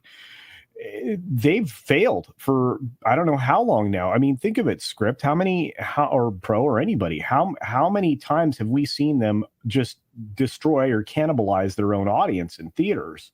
And I mean, you could say that Spider-Man's a boy's property and Little Mermaid's a girl's property. But that's why they're promoting Gwen to the level they are. They're attempting to grow the demographic without harming the Spider-Man side of it. And Disney doesn't do that. Disney, if this were Disney at the lead, this would be a Gwen movie completely, and it would be marketed as a Gwen movie. Yeah, and it wasn't. For those that wonder that, no, it wasn't. There's no girl bossism here. It's diverse tale, but none of that. So yeah, but just sticking with the box office, then this movie clearly isn't going to do any wonders for The Little Mermaid, which I think you can stick a fork in after this weekend is over. But how do you think this movie is going to perform? What are the estimates for it? I don't have them pulled up in front of me, but like I said, I still think this thing is headed domestically for somewhere between 250 and 265 at the end of its domestic run. I think internationally it has broad appeal because of the animation. There's a lot of international audiences that appreciate this animation and animation style. So I have a feeling that you'll see this movie crack that, and I didn't think it was going to, but you'll see this film crack that 750 and over category for earnings. Beyond that, I don't know. I don't think it'll make over 850, but I think, and it cost far less. I mean, you have the Spider-Verse film is $100 million, and Little Mermaid's 250. So I think if you're going to look at profitability, the Spider-Verse film is going to get there fast. Yeah, we have a viewer question here. STR Red Wolf wonders, does this Spider-Verse has Spider-Ham? No Spider-Ham, no ticket from me, not worth it. Well, I'll say this, when you go into this, if you decide to go into this movie for Spider-Ham, don't blink. Oh, wow. Yeah, that's accurate. Yes. Wow. Oh, what a good way to say that. Yes. Yeah. Don't blink. That's all I'll say about that. And also on the Little Mermaid, Corsair Raven says for $10, you hate the Little Mermaid, then you're racist. I am African American and I hate the Little Mermaid. Any remake that completely changes the OG characters, I loathe. Period. Yes, indeed. And this is kind of like the point that we always try to make here. What we're about is the integrity of the source material more so than identity politics. And of course, that sometimes puts us at odds with those that values identity more than anything else. Like the guy that more or less accused us of being against leftists or something to that effect earlier here. There was a super chat to that end. I'm just trying to bring that up here before we move on here. I do want to say, it was Mr. Tickletrunk. Here I found it. Mr. Tickletrunk said, and in reference to the guy I just reverenced, just listening today, but that guy ticked me off. I'm mod here, and I'm center-left with progressive temperament, and I'm anti-woke. I'm against political consciousness ideology because it's fake, counterproductive, and authoritarian activism. And that is exactly right. And as to my comment afterwards, he also said, you disagree with Midnight's Edge? We want you in the chat. So whether you agree with John Campea or not, you're always welcome here. Let's have a conversation. And Tickle Trunk also finished up with saying, sorry about the political super chats, back to normal. Yes, indeed. And thanks so much for the support there. And you were saying WDW. Well, going back to the Little Mermaid and Across the Spider-Verse, one of the fascinating things about this is that the Little Mermaid, with combined marketing and production, we now know has a $390 million budget. And that means that it essentially has to make $800 million to turn a profit. Good and luck here we with have that. Spider-Verse, which all combined probably has, we know that the production on this thing, I believe, is at 90 million, which is just phenomenally low for what they did. I don't believe that. This movie has to cost more than that. You would think, but that's what's being reported. Now, combine that with the marketing, perhaps it's 200 million. But let's for the sake of it, let's assume then that you're right and they spent more money, and we'll throw in the pandemic as a reason to do that as well. And let's say that it cost 250 million. Well, what's fascinating is that these budgets are so widely different, and yet the results are going to be inverted. And so the Little Mermaid is going to struggle to reach $500 million. I don't think it will. And Spider-Verse is seemingly, based on this first weekend and what we're watching, it's gaining momentum. Seemingly, it's going to pass 500 million without a problem, easily. Yeah, and just I agree with that. How interesting that the vast disparity in budgets, and I think that's representative of Disney versus other studios who have become more savvy, and Disney's hubris has been its downfall as of late. Indeed. And on that note, our good friend and journalist Robert Montoya says for $9.99, watch Disney's cash on hand. Too low equals death. Been reading Jim Collins' How the Mighty Fall from 2008. Read it. Looks like Disney may be in the next to last stage of decline or close to it. I haven't read that book, but I will. I do believe that I have seen the... Because this is the one where it goes like into faces, right?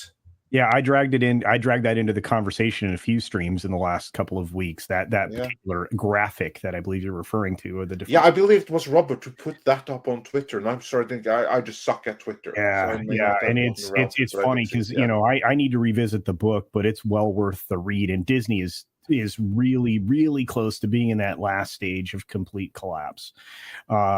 Yeah, it's odd. The cash on hand has been a conversation that Pro and Valiant and Mikey, of course, Mexican Iron Man, and pretty much a lot of us have been talking about. And it's kind of a bad situation for them. So you nailed it, Robert. Indeed. Yeah. Well done. And by the way, that issue was discovered by Jonas J. Campbell as he was going through Disney's financials, and he actually live. He discovered it and brought it to our attention, and we all had to pause for a moment because we said, "Wait a minute, what did you find?" Nobody could believe it exactly. But yeah, Disney's a little bit like Disney's like a family household that has maybe $10 in the bank, and they're looking at that brand new car called Hulu and trying to figure out how they can buy it. Exactly. And Montoya, he also concludes with saying, Collins' research shows a company can still say one more time. Collins' research shows a company can still save itself even in stage 4. Stage 5, it's over because they gave up. So where is Disney right now? Stage 4 or stage 5? Well, they're in stage 4. Of course, this can be turned around, and Disney's not on the brink of bankruptcy. Disney will be fine, but when I say fine, I mean that they're either going to have some sort of revolt within their company, or there's going to be a takeover, or something is going to happen because they cannot continue. I mean, people have been critical that all of us in this orbit have been negative about Disney, too negative, right? And then you look and you say, well, they're nearing a 5-year low on their stock valuation. Like, what do you want us to do? And that, by the way, the 5-year low came when the market crashed due to the pandemic, and there's no pandemic, and Disney's back down there. So what do you want us to report on? What positivity can we grasp? We'd take it if we could. Speaking of positivity, there's a slightly different story right here. So let's transition into that before we get into Star Wars and Kathleen Kennedy. STR Red Wolf says for $10, federal judge in Disney/DeSantis recused himself, not because of past statements, but out of caution for a relative having Disney stock. Yeah, that's a cover story, and he saw how it was playing in public. So, yeah, Culture and WDW Pro, you have obviously paid attention to this story. Culture, can't you just run us through this, and then WDW, give us your take on it after Culture setup? Well, obviously, the state of Florida with Governor DeSantis and Disney proper have been having it out in the courts. They've filed suits and countersuits and a lot of different things. And the state suit is going to proceed ahead of the federal suit, which will obviously be rendered moot after the decision comes forward. Originally, this case regarding RCID or Disney being targeted, depending upon how you want to phrase it or look at it, is being addressed. It was going to be addressed by a judge who STR Red Wolf was referring to that was appointed under Obama, but also had a bunch of clearly obvious conflicts of interest, let's say it in a kind way. And so DeSantis solicited to have the judge replaced. But as STR Red Wolf asserts, the likelihood is the judge saw the writing on the wall and realized that, they maybe didn't want to get involved in this cat fight. And I would say that smartly decided to take the easiest possible route out of the situation. Pro, do you think I analyze that right? No, you're exactly right. And I've got a video that'll be out at 4:30 p.m. Eastern time covering this. Jonas Campbell and I recorded it this morning. And I'll go briefly into the weeds because this is very interesting. What the judge did is the judge disqualified himself without hearing, and he did so based on the idea that his third cousin owns less than $3,000 worth of Disney stock.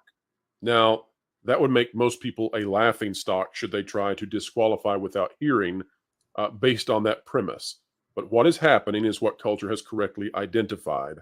This judge would be inclined to be on the side of Disney, and yet the claim that Disney is making is so outlandish, so far-fetched, and based in such nebulous, crazy legal theory that if he were to side with Disney, it would almost certainly upend precedent regarding real estate and land ownership across the country.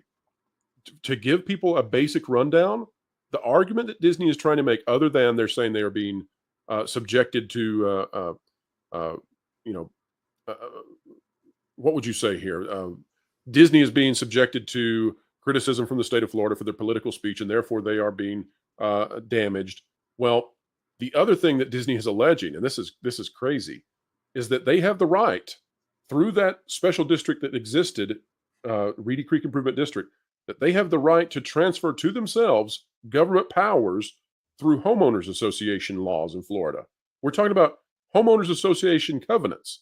And so this is crazy stuff. It's really just meant to muck up the legal system until DeSantis leaves. Yes. And this judge who would be inclined to help Disney is looking at it and saying, I need out of this, and I need any way possible to get out of this. So therefore, I will disqualify my own self without even so much as a hearing, and I will base it on nonsense, whatever it takes to get myself out of this situation, because this whole thing, and that's really why this is over. I mean, this is over. This now goes in front of a judge who is part of the Federalist Society. This is over. Disney is out of avenues. They can contest. They can try to take it up the legal system, but it's over. Oh yeah. Yeah, and it's already kind of predetermined. If again, the judge isn't about to make law from the bench. That would create absolute chaos, not just in the state of Florida, but as Pro said, across the nation. I mean, HOAs and other entities could essentially be able to grant powers that. Isn't that funny? Hey, my HOA says we can start a nuclear power plant back here. Sorry, state. So yeah, I'm gonna go ahead and that Greenbelt area.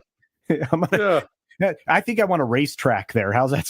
So what kind of judge, he's inclined to help Disney, but what kind of judge wants to sit there and go, you know what, I'm going to rule in your favor so the Supreme Court of the United States can obliterate me in their finding, and they'll do it expeditiously. Like, this will be ramped straight up to SCOTUS because of the implications I've just created, and I will be humiliated on the national scene. Who wants that? Not this guy. Then it would allow, obviously, the Supreme Court to remove a whole lot of authority from governing bodies, like non-governmental governing bodies like HOAs. It would the Supreme Court could say, you know what, none of this is legal. So the better option for him then was to say, well, my brother's cousin's sister's nephew, yes, he owns actually a fast pass from 1993 for Splash Mountain. Can't do it, guys. Got to recuse. Sorry. Yeah. See you later. Yeah. Well, that is absolutely hilarious. So, again, bad news for Disney, both in theaters and also now in the legal system. So, yeah, good times. And someone else associated with Disney, and this brings us to our final main topic of today, because someone that's decided, hey, I haven't been in the news for a little while here, is Karen Kennedy, as Mario throws you for $5. Karen Kennedy is the kind of person who blames everyone for their failures. In this particular case, though, in the reference to our final main story, it wasn't actually her doing it. Tom, do we have the story on hand? Oh, I believe I have it somewhere. I don't know this story. I blame you guys for my failure. Producer calls out toxic fandom attacking Kathleen Kennedy. Yeah, so basically this is Tony Gilroy, the producer of the Casio keyboard series Andor for Disney Plus, whose first season apparently was good, according to those who saw it. Problem was, no one actually saw it, or maybe Mr. Chato saw it, but hardly anyone else ever saw it, because the Disney brand has just been, or the Star Wars brand has just been that damaged. So he has come out and he's spoken on a few occasions. Like last time he spoke is when he said that, well, when I signed on to do Star Wars, I was expecting massive audience success, but the critics would have to work a bit to come around to it. But the opposite happened. The critics couldn't be more supportive, but we wound up having to chase the audience. And what he has noticed since then is the conversation in the fan community, and he's not happy about it. No. He finds it deeply problematic.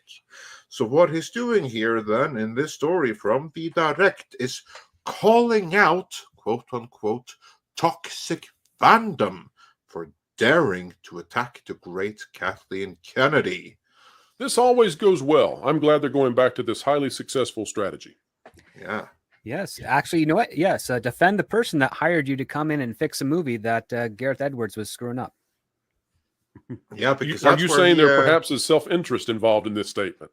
Yeah. I can't believe it. And you know what this tells me a little bit? Because, yeah, I'm very glad you pointed out, because we could read more, but really I said the gist of it. It's Tony Gilroy. He's the guy who came in to fix Rogue One. He's the guy who did the season 1 of Casio Keyboard, which is a 2-season series. And right now, season 2 is on hiatus in the writer's strike. Is there even going to be a season 2? Maybe he was needs bored. to score some. What was that? That's right. Well, he's bored. He can't do any writing, and he wants that second season. So you got to come out and do. Yeah, maybe he wants to. Maybe he needs to get like some brownie points, something like that. Show Andre, you know the best part about this, though. He has her back. That's my speculation, at least. One of the best parts about this article is where he talks about how on our creative team we had people who know absolutely nothing about Star Wars, and then we also had super nerds. And it's like, having the super nerds, I guess, is fine. I don't know if that's how they want to be classified if they know a lot about Star Wars. At the same time, maybe don't brag that you have people on your creative team who know literally nothing about the franchise they're working in. That's sort of like if you come out and say, you know, guys, here at our automobile shop, we're really into car mechanics. We really want to be able to fix your vehicle. And we've assembled a great team. We've got some guys who absolutely know everything about cars, and then half the team knows absolutely nothing. Come on by. We'll fix it. We'll change your oil. It's like, you know, maybe say they know 50% of Star Wars, 60%, not nothing. Well, I would rather they tell the truth or just hire people that know 50 or 60% about Star Wars. That would be nice. Of course, you're using a very broad term. I think it would be more into the case of we have a whole bunch of people working at a specific company like Bemarian Vodaworks. And you've got guys that are experts in manual transmission and guys that are experts in automatic transmission. And they're now working together on a new car. Like that would be more of the case. You have two experts in different areas. Ideally, that's what you want. You want someone that understands the mechanics of storytelling overall. And then you want those that understand the universe overall. You want those two to come together to work in unison to create something great. But that is the model, but not necessarily the practice that Disney has at least advertised. You know, when you're hiring, wouldn't you think though that one of the first things, if you're going to be on the team to make Star Wars, they'd say, "Hey, you ever seen a Star Wars thing? No? That's going to be a problem." No, I Hollywood, don't think that's necessarily a problem. I mean, if you take a look at how the professionals are lined up to do a Hollywood movie, so let's just take Alien, the very first one. No one will have known anything about it because it was in, Ridley's head, but they got Ron Cobb to do the illustrations for the space outfits, and then they got Giger to do the Alien. You don't. So the mistake was, it's not a feature to say, oh, half the people didn't know about Star Wars. The way he should have said it was, half the people were experts in sci-fi, or they were experts in leather manufacturing, something, or camera gimbal movement. So at least you could see that they were part of the team. I don't need them to be experts in the movie, but they need to be experts in their field. Donald Trumbull knew nothing about what Space Oddity 2001 was going to be like, but he was an expert in he developed to become an expert in his field. He kind of invented it. So it's just a weird thing to say. Well, another example would be Gene L. Kuhn. He was a showrunner for season 2 of Star Trek. He created the Federation and the United Federation planets and how those things worked. He came from Zorro and Westerns and not science fiction, but he did something well to it because he understands the fundamentals of what's going on. The whole idea that if you're a fan, you're therefore a more reliable source. Even that's not good. To IP is bad, because look no further than Dave Filoni. He is a fan. He knows probably so many more intimate details of Star Wars than Star Wars that have ever been publicly released, and yet he puts out trash. Well, he's personally compromised by his own, issues. Which is regardless, though. Like, the fan does not guarantee you success. Yeah, his cowboy hat is several sizes too small. Let me push back, and I think we'll arrive in the same place. But if we don't, it'll be a fascinating journey. So I agree that if you are doing a technical task, such as gimbals, that you don't have to know anything about Star Wars to do that. On the other hand, if you're part of the creative process, if you are hired into a project and somehow you don't know anything about the franchise for which you've just been hired, I would assume that you guys would at least agree with me on this, that then it should be a prerequisite that before you begin work, you need to do your homework to understand. For sure. Yes. So, then we're on the same page there. Oh, yeah. No, that would be idiocy if you don't go into the archives and dive into it. Yeah. And dare we say idiocy does not reign at Disney. Yeah. If you don't acclimate yourself to the IP that you've never heard of before, that you're being hired to do, you're doing a disservice to the people that hired you and the people that would most likely be buying your product. And I would say Andor is probably the most coherent. Yeah, and if there's one thing Disney does these days, it's that. Yeah. I think Andor was probably. Anybody hear Paul again? Paul's mic's it's muted like crazy. You wouldn't believe this thing down there. Andor was probably the most coherent vision that came out of Disney regarding Star Wars, something new. I mean, I think the pace of it was problematic, but I liked the adult aspects of it. I mean, I don't want to sit here and take it apart. That's not what we're talking about. But there's a lot of things to say positive about Andor. Okay. You disagree, Culture? Well, look, I'm not going to get into it because it's not relevant. It's old news. Yeah, and it's not relevant to this conversation. But I don't, like I said, I don't see Disney understanding their customer. Oh, and I think that's the larger problem here. Their customers are telling them, we want this, you're not giving us that. And of course they're saying that's toxic fandom. No, it's your customers telling you I'm trying to buy blue jeans and you're selling me skirts. Those are not blue jeans. No. I'm not sure Disney considers us customers anymore. Well, I know Kathleen Kennedy surely doesn't. She got her wish. Yeah. She got rid of all the 50-year-olds who create. If you go by that advertisement I showed earlier, Culture, that's exactly who they're going for. The destruction of Disney was sown in the purchases of these properties because it wasn't core to their business ethos. They thought they knew what they were doing. Behind them. Pardon me? And then the personalities behind them as well. Well, that's the bonus. That's right. But from a corporate culture perspective, the purchase of these properties has killed Disney because they had no idea what to do with them. No, they should have just left them alone. Let the people that left to their own devices do what they do best instead of turning them into girls' properties. You're 100% right. And you've spoken very, very eloquently on how corporate culture changes during the course of a merger. Because if you're bringing them into a merged existence, you've got a problem. If you're bringing them in as a wholly owned subsidiary and you leave them to their own devices, they operate very well. Right. And, case in point would have been early on at Pixar, where they left that alone. Lasseter was, jamming, doing what he does. That thing did great, and then they started to, wokeify it. They spread Lasseter out too much. And then they got rid of him because he wasn't down with their program. I mean, he was mean to people. He criticized their work. But something else that's you mean it wasn't that he hugged too many people? Yeah. Hugging. Like Danny Tanner. Go ahead. Andre? It looks like Paul is having some connectivity issues right there. But meanwhile, something else that's about to happen is that we're about to start losing panelists. Yeah. So we have to start running through the super chats, which are addressed specifically to the leaving panelists here. We also, but first of all, Mr. Chato is the first one that has to go, whether the connection is of help or not. What, Mr. Professional Hermel, we have a super chat for you. Maverick Christian says for $5. Exactly. Hi, Chato. Loved your 1984 TV guide video. I share your feelings on the Cosby Show.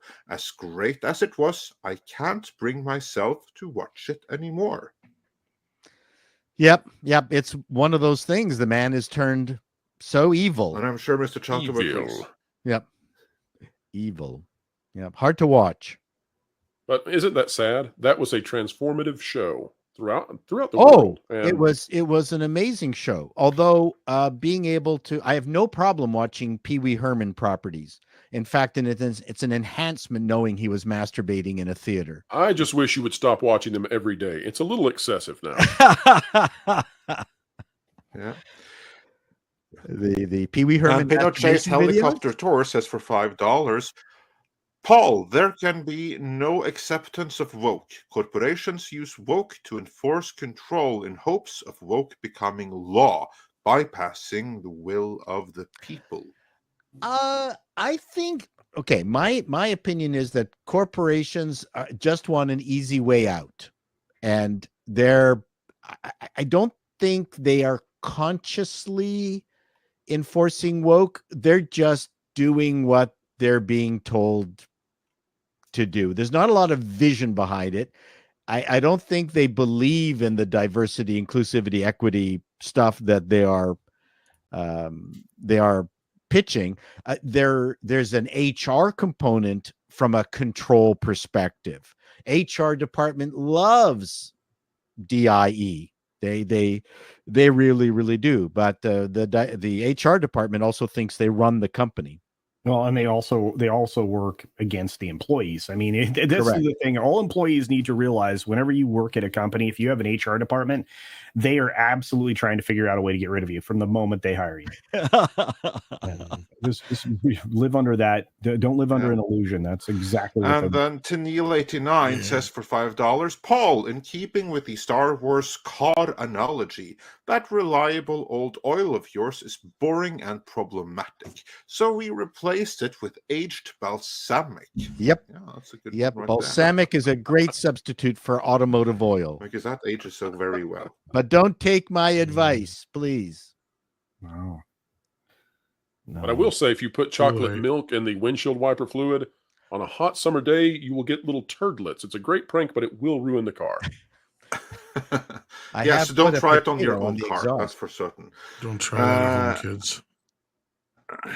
Yeah, And that's it with for that- Paul. That's So, it for Paul, me. did you have anything coming up you wanted to plug? Nope. I just released, as you said, the script doctor was very kind about promoting my 1984 TV guide video. I love doing them. So please watch that and support it. It's one of the least watched videos I do. You mean the one you dropped for me on my birthday yesterday? Yes, I did it. I did it for your birthday. Yep. And coming up next, of course, is 1985, which I've got right here. Takes me weeks to do. I see you still have it in the cellophane, which means you are going to be doing it live from the car wash. That's right. It's got the condom, the special TV guide condom. Always practice safe television, folks. That's all I have to say. No, this was purchased off of eBay. So there's a couple of issues I don't have. So at great cost to my fans out there, I'm purchasing the TV guides I'm missing. So I've got it all the way up to 2001, and then I'm going to stop. So anyway, what? I thought you No, were that's good. That's a great generational coverage of TV and development. So I'll have from 1970 to 2001. Those the TV guides, and if that's not good enough to go into the Smithsonian Institute of Museum of TV, then I'm going to be shocked. You Anyway. just go to 2002. That'll do it. That'll get you in. Okay, bye everyone. Go off and do important things. I'm leaving. I'm pulling up carpeting. Bye. Take care. Real quick note: evidently, Babylon 5 is coming to 4K Blu-ray. Cool. Awesome. Well, there's a lot of We Babylon heard fans. something about that. Did that come out yesterday? Is that? I don't know. I just think seen it here, but yeah, that's very plausible. Well, I had heard something about Babylon 5, and I just didn't know if it was the same thing. So in regards to the article we just bounced off of, I still am frustrated that Richard Niebens, the guy that wrote the article, I think that's his name. Let me double check. Yeah, Richard Niebens. He's still perpetuating the lie about Kelly Marie Tran. Nobody's ever produced any receipts or even gotten anything out of her other than saying she didn't appreciate how she was being harassed by industry people, not by. Well, it's a narrative now, so why change what works? That's right. Yeah. Actually, it looks like it might be a 2023 movie, Babylon 5: The Road Home. Well, that's an animated thing coming out. Okay, so that's coming to 4K Blu-ray. Never mind. That makes sense. Yeah. And then we are also losing Script and WDW Pro. Do we have any super chats for those? For WDW Pro, Perilous Plane, my countryman, says Andre, please. Midnight's Edge and WDW Pro. In the English language, the English language has accents and the Norwegian language has dialects. How to say I in English is in Norwegian. I think he wants the two of us to go through the different ways of saying the word I, as in me, in Norwegian, because we have dialects in Norwegian. So we have dialects in English too. Yeah. So I think that the idea here for WDW Pro is for you to say the word I in a bunch of Norwegian dialects. Oh, how about this? I'll do it in a bunch of different English accents, and you do it in a bunch of different Norwegian accents, since you would be the expert in that area. Yeah, well, I think the fun Although stuff I is need- hearing you do it. It would be more fun, I think, if I had a longer word in English than I. It's rather difficult to Yeah. go off on that one with a lot of accents. Yeah, But, exactly. I agree with that. So, well, I'll just be honest. I don't know what I should do with these. Yeah, egg, egg. Is that? Am I doing okay? Yeah, you're doing pretty good. Doing pretty good. And if I were to do it in different English accents, it would be I. It's not so easy. I'm sorry, it's not so easy if you give me just a single syllable. I've got to have a wee bit more of that. Yeah, you Yeah, got like exactly. idea and an idea. There you go. That's between a Sounds about right to me. dialect and a boot and about and a bat. That's right. Exactly. But what it says here is different dialects. So first we have the eastern part of Norway, yeah. And then we go to the west with egg. And then a little bit northwest, a little bit further north still, e. And even further north, ag and a. And then finally, Oslo ran from jeg. Yeah, well, that's because dialects are regional and accents are your first language, impeding your ability on another language. Well, the Very way I true. look at it is it's like a hierarchy of variants, and it's like so language would be like, I'm going to play basketball. That's your language. It has a certain set of rules, and then the dialect, you change up the actual grammar and the words within that language. So that would be sort of like, do you want to play 5v5 or 4v4 in basketball? Okay, it sets the parameters. And then accents are just the way that you pronounce the words within those dialects, within those languages. And so that's like, hey, are we playing today where we have to go full court or half court or whatever? It's like, the minutia of the game. And so to me, it goes language, dialect, accent in that order down of importance. Yeah, well, there you go. And we're also about to lose a script. So let's do his super chats. Christian Correlejo says for $5, Script Doctor. Though you didn't seen anything new in the Spider-Verse film, would it be brand new to the younger okay, one more time with proper emphasis here. Script Doctor, though you didn't see anything new in the Spider-Verse film, would it be brand new to the younger audiences as well as to most normies? Well, by definition, younger audiences only experience new things because they're young. They have limited frame of reference. The goal, at least on the industry side of things, is that whatever you bring in new, you want it to be also the best as possible, because you want it to overshadow the very thing that created the idea in the first place. So when it comes to younger audiences as they grow older, there might be things that you loved as a kid, but you saw done better in a movie that was older or a television show that was older, and you gravitate towards that. Case in point, there's a number of people that loved the prequel trilogies of Star Wars that then started to like them less when they saw the original trilogy. That's just the way nature of the game. The end goal is really to just be the best by the time the person nearly dies. and you do that by putting in a lot of quality and effort into your stuff to begin with, and not playing to the ignorance or lack of frame of reference to the youth. Indeed. What I was going to say earlier when we were talking about the animated thing, I was going to jump to the whole thing of this isn't anything new anyway. This multiverse thing has been done in so many different things already, even Spider-Man itself back in the 90s. Mm-hmm. And then they did Turtles Forever. And we've even had Into the Spider-Verse last year, which was following the original, we had, Star Trek has done the it. Spider-Verse movie, Star Trek, all these, it's nothing in this is really all that new. Even the animation idea and the style, people that were praising it, it's not anything that new. You're trying to emulate stop motion. And not the best type of stop motion either. No. It does have like an AI feel to it. But I will say I thought it was visually spectacular, but the running time was too long. The movie needed to be shorter because you just tune out in a while. You got a whole nother movie yet to wait through. Yeah, exactly. And then also something that's suitable for script here. Kneel before the power of my large male genitals, says for 14 South African rounds.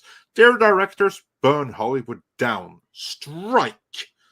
Script. Will the directors burn Hollywood down? I don't know. There should have been an announcement whether a deal was made or not, because their contract ended last night, and I haven't seen anything in the trades yet. I have seen a couple of articles that the WGA is saying, regardless of what happens with the DGA, the writers are still going to push through and hopefully persevere with regards to these happenings right now. And also, we find out this Monday if SAG-AFTRA has voted to strike if a deal is not met when their negotiations conclude. I think in 2 weeks. So yeah, it's going to be interesting times.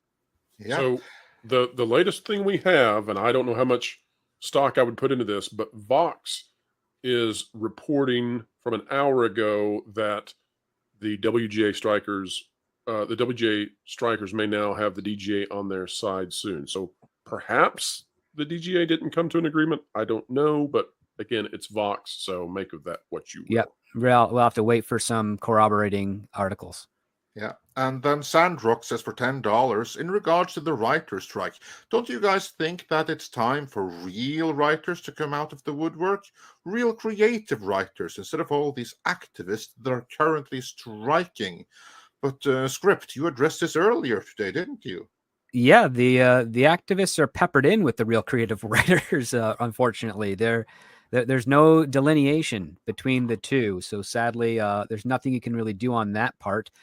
The real people you have to start pointing fingers at are the studio's executives, because they're the ones that write the checks. They're the ones that approve what will be produced and distributed and what won't. There are literally thousands of screenplays out there that have not been produced that are probably right in line with the mass audience of what they want in a film. But because the studio execs have different data or different ideas of what they want to do, those stories might not be produced. Yeah. And then we have a follow-up here for WDW Pro as well. Marksman of 117B says, doesn't Florida grant the first requested judge dismissal automatically? So he was leaving no matter what. He just chose to do it on his terms. What say you? No, my understanding is that he actually took the unusual step of disqualifying himself. I don't know about the first requested judge being dismissed automatically. That would be quite the headache for the Florida legal system. But we can look into that to see if there's some sort of issue there. My understanding, though, is that this judge was expected to be the one presiding over it. It's why Disney filed where they filed, how they filed, when they filed, that he was seen as one of the most friendly judges they could get. And that with it's an extra step beyond what you would normally see for a judge to disqualify himself without hearing.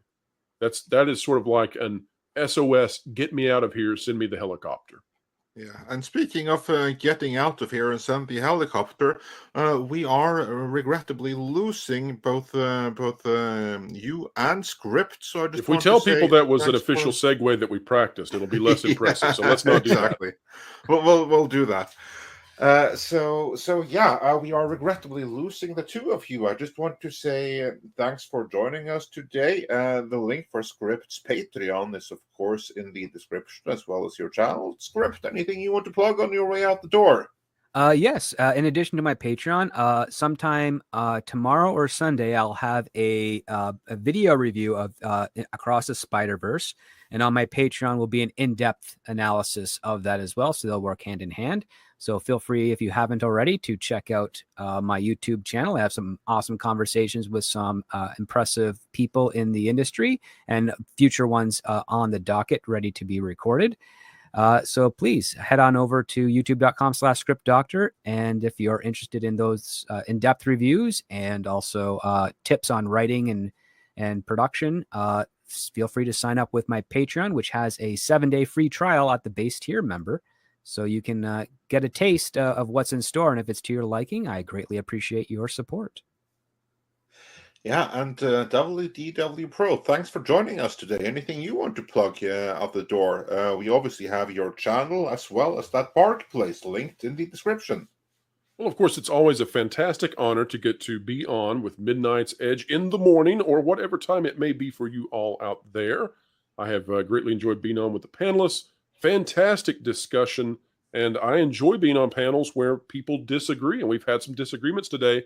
I think that's a healthy place to be, where you can actually navigate into new areas and learn together so long as you're willing to be respectful. And so that's been a wonderful thing. I can promise people that if they want to check out my channel, WDW Pro, same as the name, and if they want to watch the Pro Show live, which is Thursdays, 5 p.m. Eastern Time to 7 p.m. Eastern Time, every Thursday, and by the way, the lead-in to Tom's stuff with Midnight's Edge After Dark, I can promise you that we're open to disagreeing and being respectful and friendly, and you will never hear anything on my channel resembling what we heard from John Campea.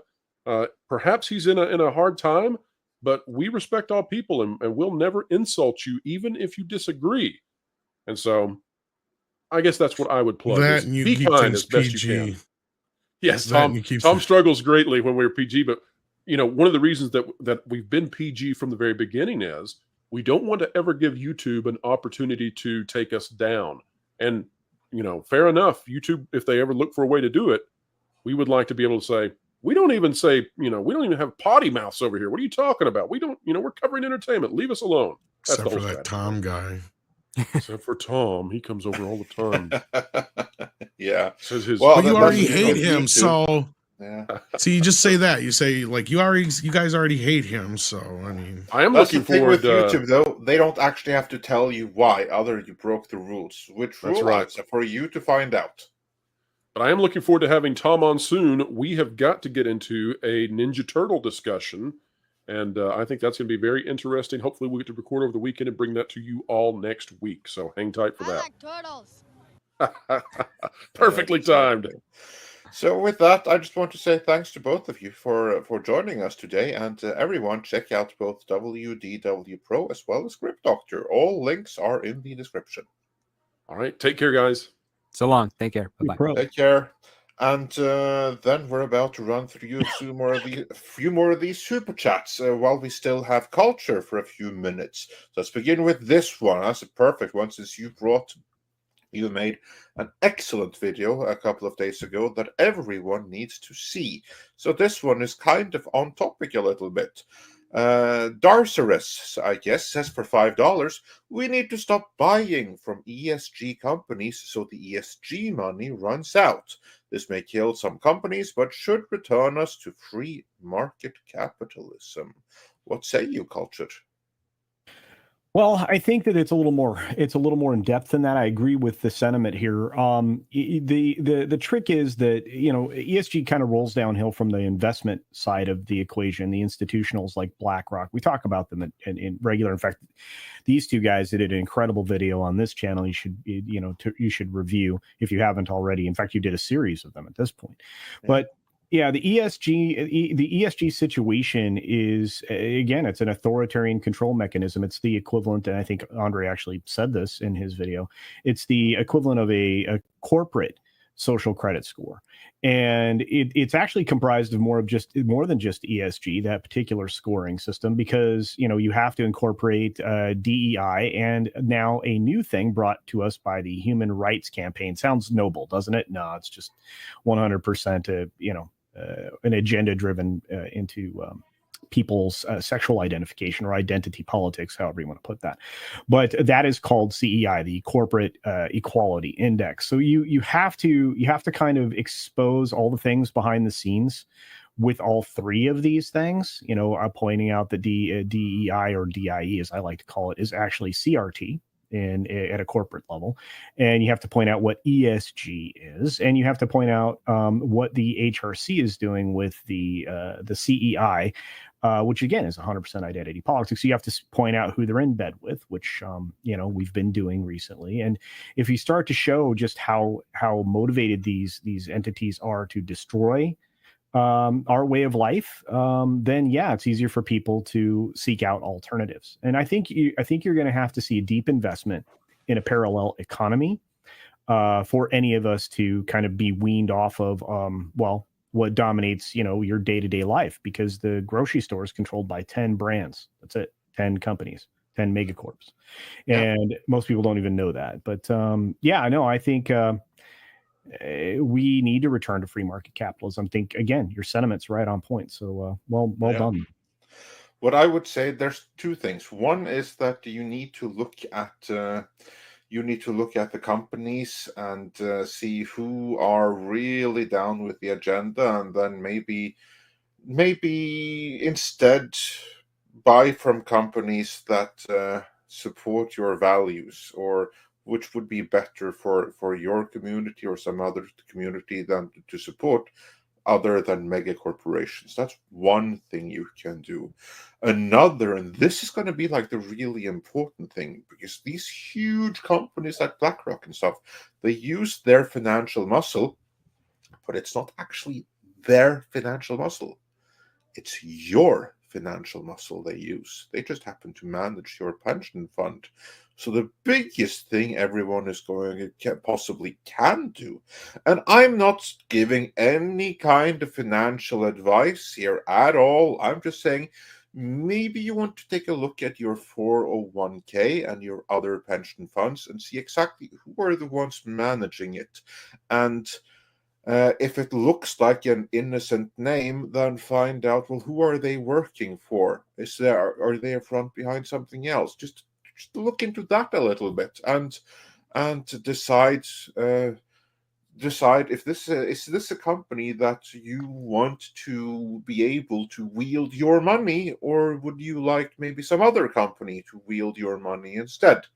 Not telling anyone what to do, but that's just something that you can kind of like maybe look into. Because that, if enough people do that, that changes the game overnight. It does. So again, the Bud Light effect, or being Heinerscheited, as Andre and Tom came up with. I used it today in my video.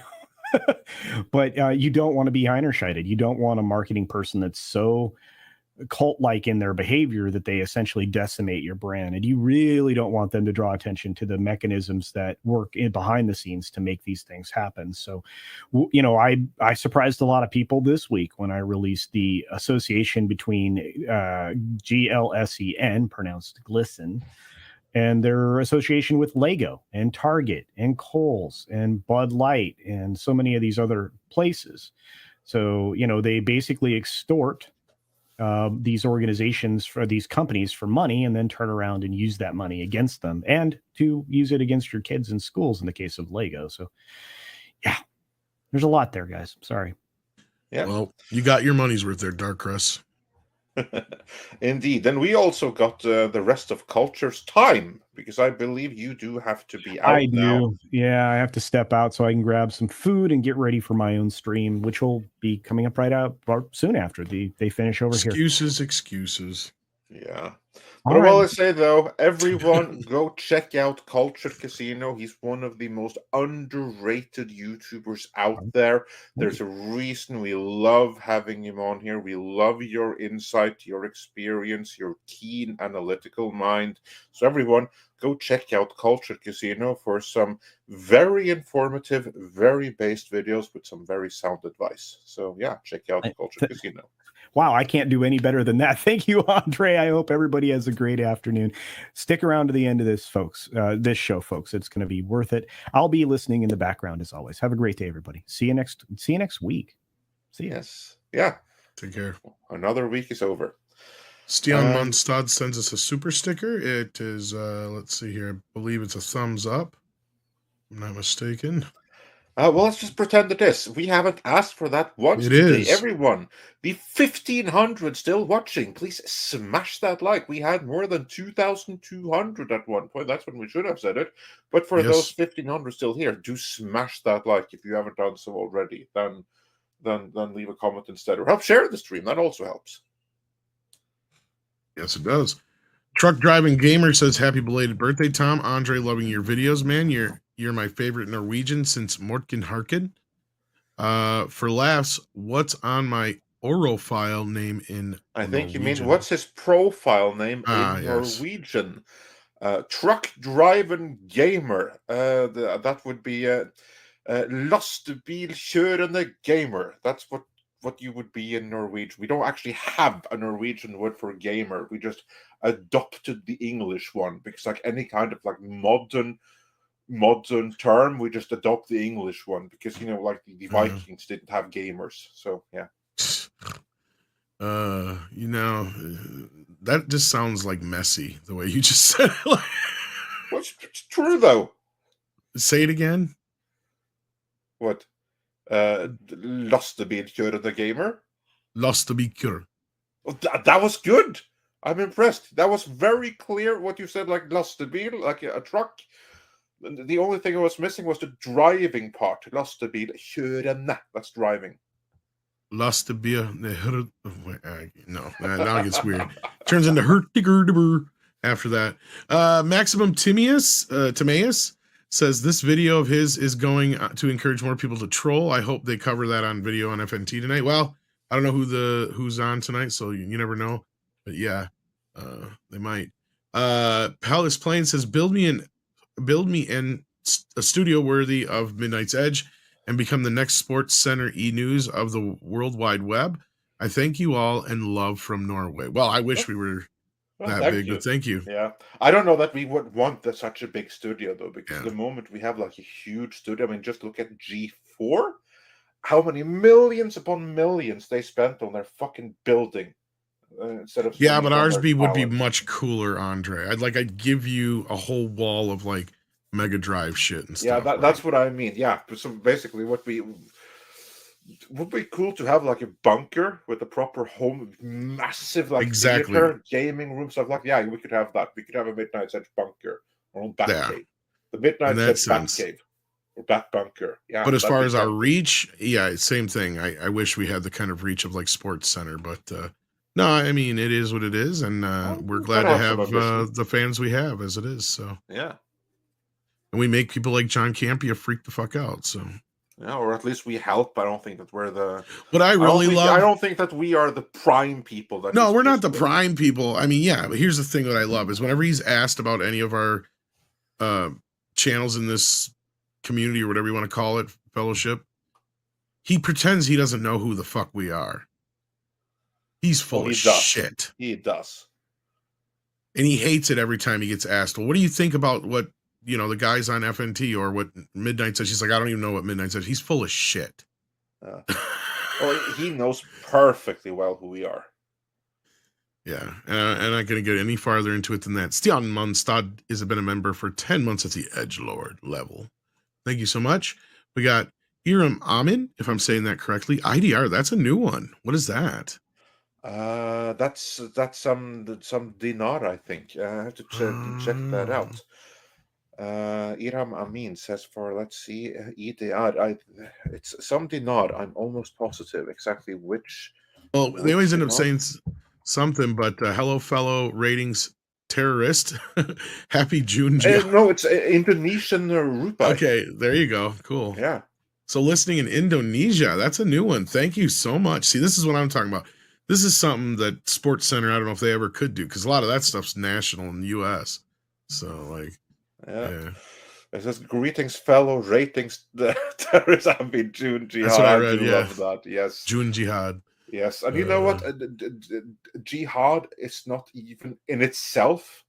It's like we just have to be honest. Like Islam and Muslims have been, like, we in the West, we've been psyoped.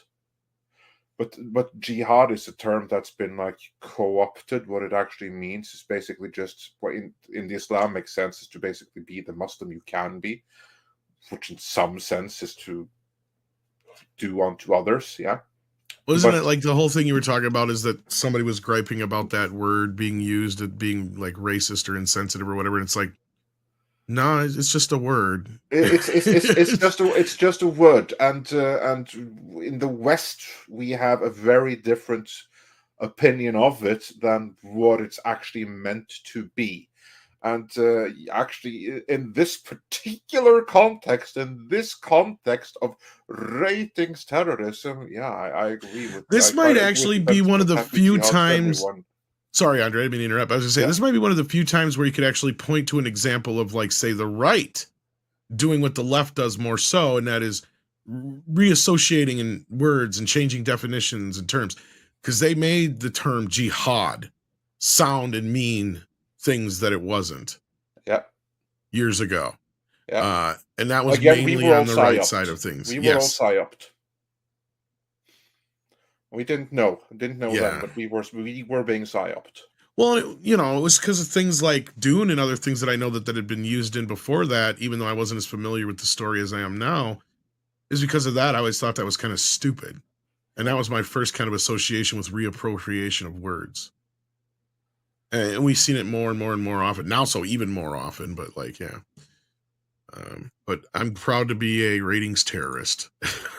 Yeah, I didn't even give the ratings myself, but I understand that. But I support the cause and the sentiments of everyone who were being ratings terrorists, who basically gave their honest and legitimate review, because unless any receipts have been produced, and they haven't, that's what it was.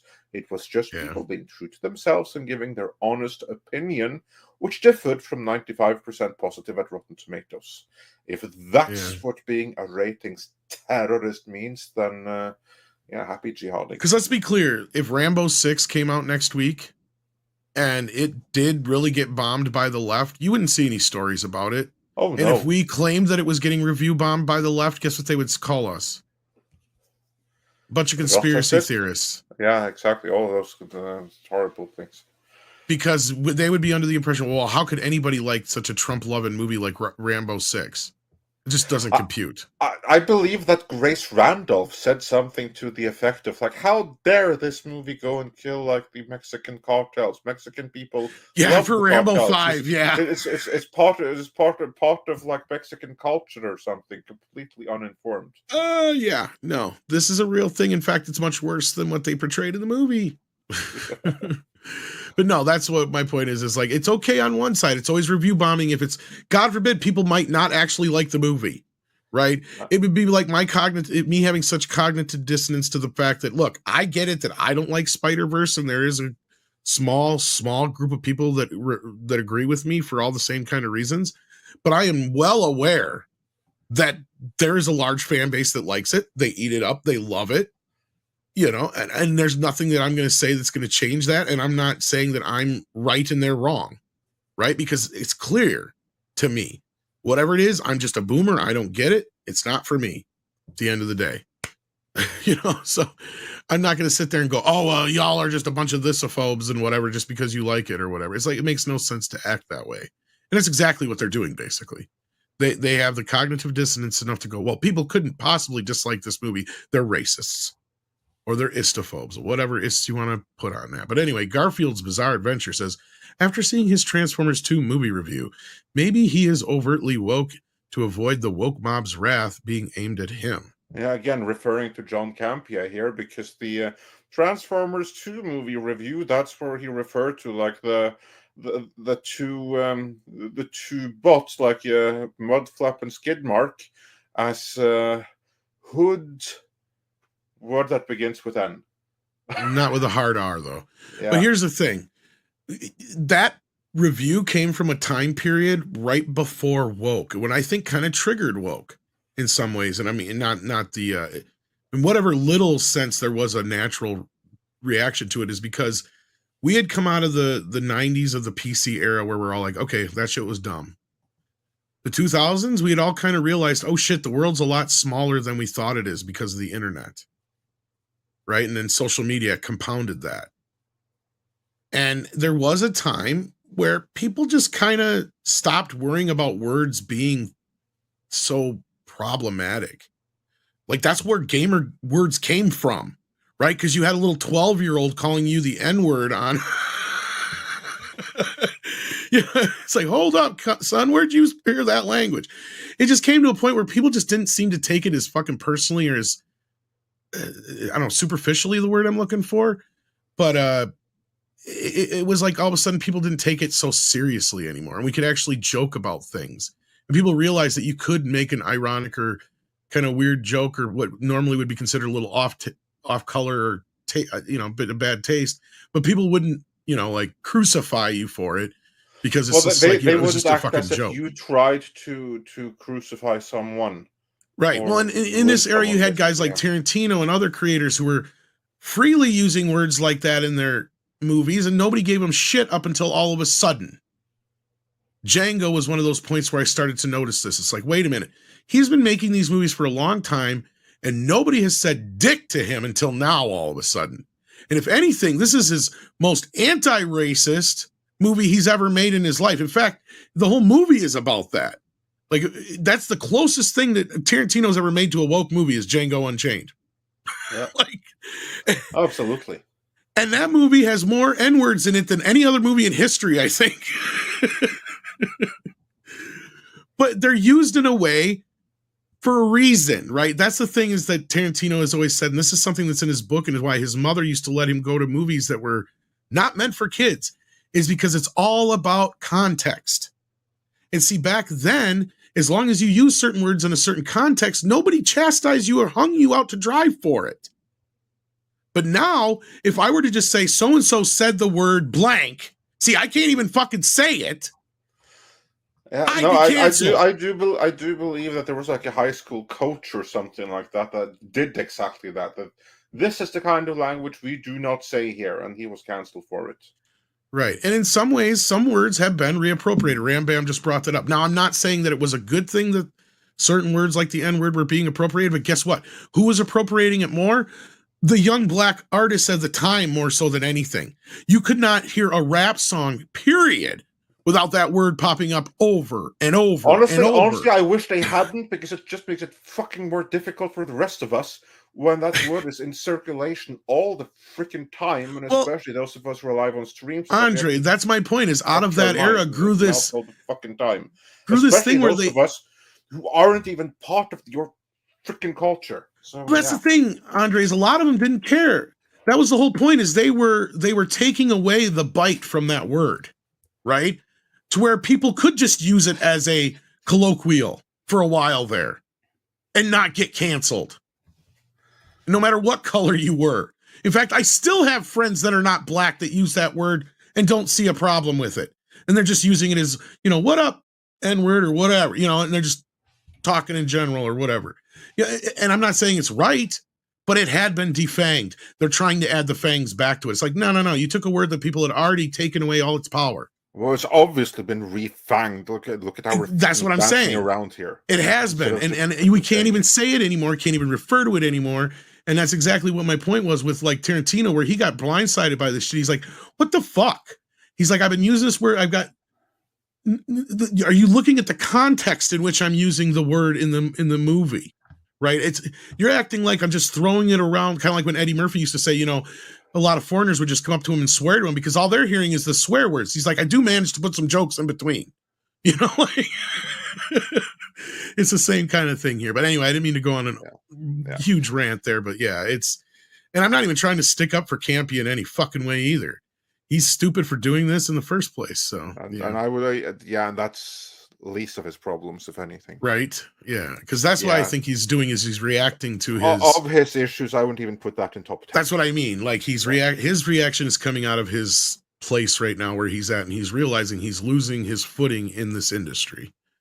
Basically, absolutely, completely. He's completely self-imploded, and it's like frustrating to see, but it's also sobering because he was someone that many of us looked up to in a sense, and certainly inspired us, and now he's a cautionary tale of how wrong it can go, which to me, like when I look at him, my takeaway is always freaking stay grounded. That guy, he lost his grounding. Never lose your grounding. STR Redwell says, does this Spider-Verse does this Spider-Verse has Spider-Ham? No Spider-Ham, no ticket from me, not worth it. Does Spider-Ham have a cameo? Well, we answered this one already. As I said before, don't blink. Oh, that's right. Okay, that was what you were referring to. Okay. And then we've got Gabriel Knight, who says he needs to rename himself John Minstrel Grammy. Oh, that's one idea. You can call it Minstrel too while you're at it, but yeah, if you say that to him, he'll be super passive aggressive to you on stream.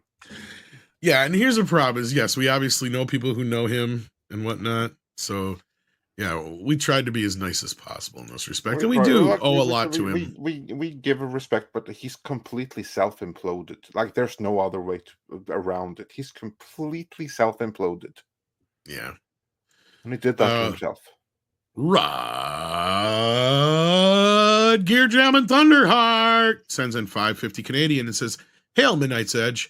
They, the 1%, got you fighting a culture war to prevent you from fighting a class war. Yeah, I was going to bring this up earlier when Paul was deep in his soliloquy, but I didn't want to interrupt him. I was going to say, my famous thing is they went from the point where we were all in agreement that the problem was the man being corporate America or corporate culture or what have you, or whatever you want to put there as far as the powers that be that are trying to keep down normal people.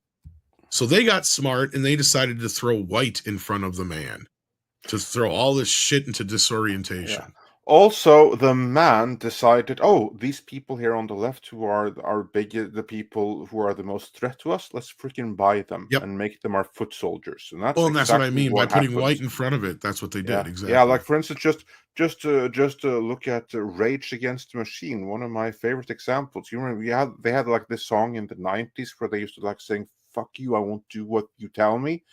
They should do like a re-release of that right now, where they instead say, "Fuck you, do what they tell you." Because I'm a cuck now. I'll change it. I'm a cuck now. I'll do what you tell me. That's what they should change it to. I'm a cuck now. I'll do what you tell me. Yeah. And no longer should they be called Rage Against the Machine.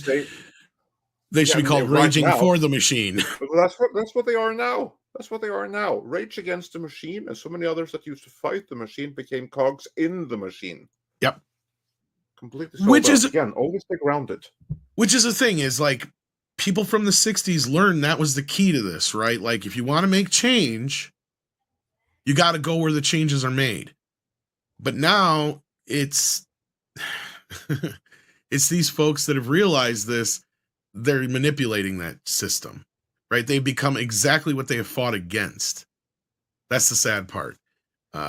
Because I used to respect a lot of people from that era, and I've seen a lot of people I used to respect turn into they became the real life Citizen Kane, only the commie version of it.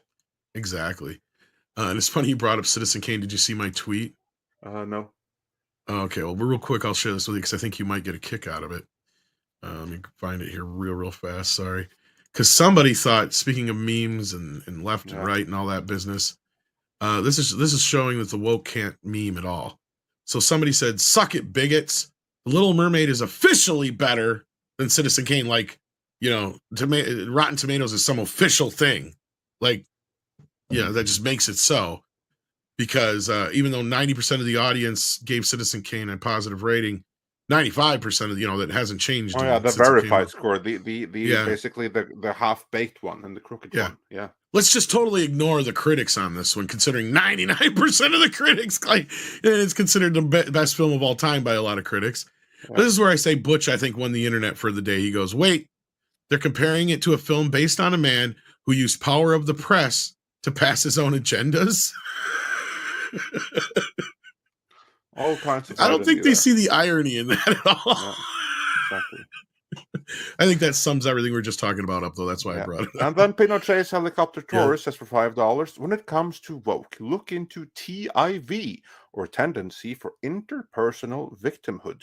The woke, instead of getting help, they were put in charge of things. But that was deliberate. The people putting, this is not the case of the lunatics running the asylum. The lunatics were placed exactly where they were intended to be. But I see what you're saying. Yep. And then what do we got here? We got Canon Feladarrell, who says Cloud Atlas is only 15 years old and absolutely couldn't be made today. I miss artistry in film, acting as craft instead of political theater. Oh, I like that. Political theater is a good way of summing it up. Oh, I got the better one. Guardians of the Galaxy, or better yet, the Avengers. The first Avengers is 11 years old, and that couldn't be made today. Yeah. Iron Man couldn't be made today. That's for sure. Waltman says, "I take it Hollywood will never do a movie about the 30-year war, the Battle of Dorian, or something risky like the Battle of Castle Eater." Be very careful with what you wish for. I mean, have you seen The Woman King? Yeah. Have you seen the Netflix Cleopatra series? They totally would do that, but just to re-envision they would rewrite history to fit their needs. Don't give them freaking ideas. Yeah, that was what I was going to say. They just do it just to re-envision it. Yep. Read by Nature says, "Awesome birthday stream yesterday, Tom. Today's panel is a great lineup, too. Thank you so much, Read by Nature. Appreciate that." Paulus Plain says, "Martin Luther King Jr., I have a dream that my 4 little children will one day live in a nation where they will not be judged by the color of their skin, but by the content of their characters. Martin Luther King's dream is dead by the woke and SJWs. You know, and that's brought up in if you guys have ever seen the movie Air. What's funny is I didn't know this about that. The guy that's portrayed in the movie has by Marlon Wayans plays a guy who actually has the speech. That speech, Martin Luther King gave it to him, and he went home and he started reading it, and he was looking for his favorite part, and he couldn't find it, and it's this quote right here. And what he had realized is that Martin Luther went off script halfway through, and all the stuff that we remember from that speech was made up on the spot. Isn't that strange? No, it isn't, because that's divine inspiration. That's when true. there are actually many times anyone who does some kind of like creative writing will be able to talk to this. Like sometimes you have like I do not mean to compare myself in any way, shape, or form, but just to like illustrate the point, Tom will know this. There are like times when I sit and I try to write a video that Tom will say, "This is easy peasy. We have done something like this 200 times before," and I just freaking can't do it because I don't have a take. This easy thing that Tom sees, I can't do it because I don't see it. I don't have a take. I don't have a structure. I don't have the way in that I need every single time I write a video and do an editorial. But when I do have it, when that spark comes, then it's like I don't even have to think about it. I just go into auto mode and it just happens. And this is the same thing that many other writers say as well. Like when they're in the zone, then it's like you don't produce so much as you just channel. It just comes out through. I think that's what happened with Martin Luther King right there. Yeah. By which I mean that this is a subject matter that he knew so well, that he was so passionate about, that he knew so important, that he felt right there. He had a speech, but he was right there in the crowd. He felt the audience, he felt the vibe, and some part of him knew that what's on the words in the speech, that doesn't work. It ain't right. It may have worked when it was written down, but it doesn't work here and now. And then magic happens. And then came one of the greatest speeches ever made. And it came on the cuff because it was the right thing to say. Somehow magic was channeled through him in that moment. So I know exactly what it's referring to here. There you go. And then we've got Darth Apathy, sorry. Morales came out in 2011, pre-rampant wokeism. Yeah, but I have my own issues with Miles that I'm not going to really dive into here, and it has nothing to do so much with his race. Up until the movie came out, I felt like they added more things to him that were considerably stereotypes that weren't part of his character necessarily before so much, and other things that felt woke. And Gwen being a character, Spider-Gwen as a character is just dumb. I'm sorry. Fucking dumb. The name is dumb. The idea is dumb. Her outfit is stupid. It feels like such a girl power creation that if I've ever seen one in my life. I hate it. And I hate this extended. We don't need 20,000 fucking Spider-Men. We already got one named Peter Parker. He's just fine. Yeah. And this is my problem I've had with a lot of these things before. Yes, I hate girls, but I love women. 6, it's a problem.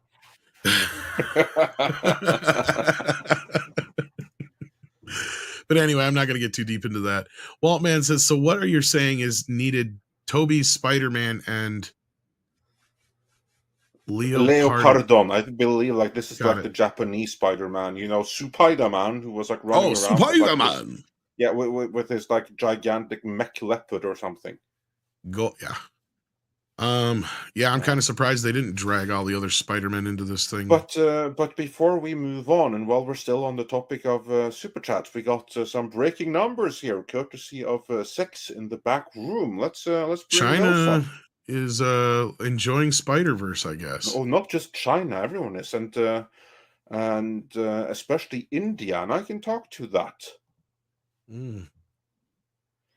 Because the $14 story million. now, the numbers from Deadline Hollywood is that Spider-Man, or rather Miles Morales, because he's not Spider-Man, and this point is made in the movie, Across the Spider-Verse swings to 14 million in its first 2 days overseas. So not just the domestic numbers, but 14 million Wednesday and Thursday screenings overseas. So purely the international market, nowhere else are these 14 included. So it broke the local all-time opening day record for an animated movie in India. And this does not surprise me, because you know what? You know what's in this movie? There's an Indian Spider-Man. And he was freaking awesome. I loved him. He was really cool. And I do believe that the Indian Spider-Man is going to resonate in India. Of course, if we have someone from India in the chat, then feel free to either tell me I'm right or I'm wrong. But I believe that the Indian Spider-Man is going to resonate in India, based on the Indian people I know and what I know of their humor and everything. They're going to freaking love what was done. The only problem I have with that, Andre, is you're sounding just like the media when they try to make an excuse for one of these things. And to me, my bigger whole thing has nothing to do with the race part of it. Is it makes the original character less special. Every Spider-Man we get, every Batman we get, every Robin we get, every super this or them we get makes the original one that less unique and special. I hate Bat families. I hate Spider families. This is why Superman works alone. I just have to address, because we have Mike, the Mexican Iron Man, who wonders, was there a Mexican Spider-Man? Man, that would be cool, because he could use his spidey webs for roofing. Well, what about Spider 2099? Isn't he kind of... I was about to say, yes, the Mexican Spider-Man here is Spider-Man 2099. What's his name again? Like Miguel something. I just forgot this. I don't know the character really outside of this movie. But anyway, whatever his name is, help me out in the chat here. What's the name of Spider-Man 2099? I just forgot it. It was just on the tip of my tongue too. Yeah, I have it on the tip of... yes, Miguel O'Hara. Thank you, Miguel O'Hara. He's the villain. He's the real villain. I mean, Spot, he's the one who's supposed to be the villain, but of course they found a way to make the brown man the villain here. So I was disappointed with that, because it's not that he's evil or he turns bad or something like that. No. He's a complete badass. He's like, and he's very responsible. He's hardworking. It's just that his commitment to his duty is such that it puts him at odds with the protagonist of the movie, and that makes him a secondary villain of sort. So yeah. Well, but look on the bright side, Mike. He wasn't blue, and his back wasn't wet. So he's still a huge step up from Wakanda Forever. Yeah, and just to try and, I know this is more probably just a goof on me, but like he says, except in the CW where he has Steel and his kid helping him. Well, that's CW. That's part of the problem. CW is the breeding ground for this needing a fucking family for every hero. It's like, no, the Flash can just be the Flash. Leave him alone. He doesn't need 20 speedsters to go with him. He doesn't need a crew. He doesn't need an entourage. Like, part of the whole point of some of these things is like, I mean, look, Robin I can accept to a point, but even Batman is supposed to be lonely sometimes. And Jesus Davila, and you can tell that he's a Spider-Man fan from his image right there, says, I agree, Andre. He obviously saw the movie. I didn't like how they did him, meaning Miguel, in the movie. And yeah, I can see that, because again, he's a very cool character, but at the same time, he's not the hero. He's functionally the villain of the story. And I even had issues with that, because he has a cool uniform and everything, and he has very, very cool, compelling backstory here. You can see why he does what he does. There's nothing wrong with him. It's just that it puts him at odds with Miles Morales, and that again that makes him the villain. But to me, Miguel was the sympathetic character, not Miles Morales. He was, yeah. Well, by the end of the second film, was I'm sure they'll Morales, find a way yeah. to make him a sympathetic villain and turn from the dark side to the good side. I predicted that for this movie, but I've kept forgetting that. Oh yeah, this is a 2-part movie. As I think I a lot did of not people know did. that going in. So yeah. Yeah. Crimson Fang has become a member. Thank you so much for that. A Tipping Barn says a modern Disney is like the government. Paying $1,500 for a hammer, the lack of financial discipline indicates a lack of overview and leadership. It's almost Absolutely. worse than that, because at least some of the government you can just chalk up to pure stupidity. And yes, there's a lot of embezzling and all that kind of business going on, and I'm sure the same thing's happening at Disney. But it's almost worse because it's like even more nefarious in a weird way. I don't know how to put it, but I don't know. Government might be worse because it's actually our money. With Disney, they're trying to give us something in return for it. We just feel like we went to the carnival and spent $1,500 for a stuffed bear, basically. I don't know. That's a good point. I don't know. Andre, anything? I think you summed it up pretty well there. I'm just going to say that Perlmutter was right. Yeti, this is a different situation. They started as a team of 4. The whole point of it's a team. It's different. Like X-Men is a team. Fantastic Four is a team. They're all unique in their own ways. But, I mean, if Batman had started out with a bunch of Bat family, I wouldn't probably be saying it about him. But it was something that was thrusted upon him. And I know you're just giving me shit. Paulo's Place says Florida judge excuses Dark Helmet. I am your father's brother's nephew's cousin's former roommate, Lone Star. So what does that make us? Dark Helmet? Absolutely nothing, which is what you were about to become. Yeah. And that about sums it up. And thank you, Paulus. Yeah. Jan Yulden? Or is it just John? Because that's just pound. John Yulden, I guess. Yeah, I would say because that's just pounds. It's not any other denomination. So I'm assuming it's just John. Hi from the UK. Big thanks to all of you for making these great shows. Keep them coming. Well, I'm glad you enjoy them. Thank you, and thanks for your support. That's what enables us to do them. So we do appreciate that. We got Jesus Tabilo sends us a super sticker, probably a thumbs up. Thank you so much for that. Hit that thumbs up. And even if it isn't, smash that thumbs up anyway. Yes. Mario Trillo says hiring activists for entertainment is like hiring pyrotechnics to work paper plant. Might as well enjoy the fire, my friends. Yeah. Bring some marshmallows. Bring some marshmallows because we're going to barbecue here. Right. Indeed. And then we've got, let's see here, Darren Hughes. It says Andre, is Norwegian a hard language to learn? That depends entirely on what language you spoke to begin with.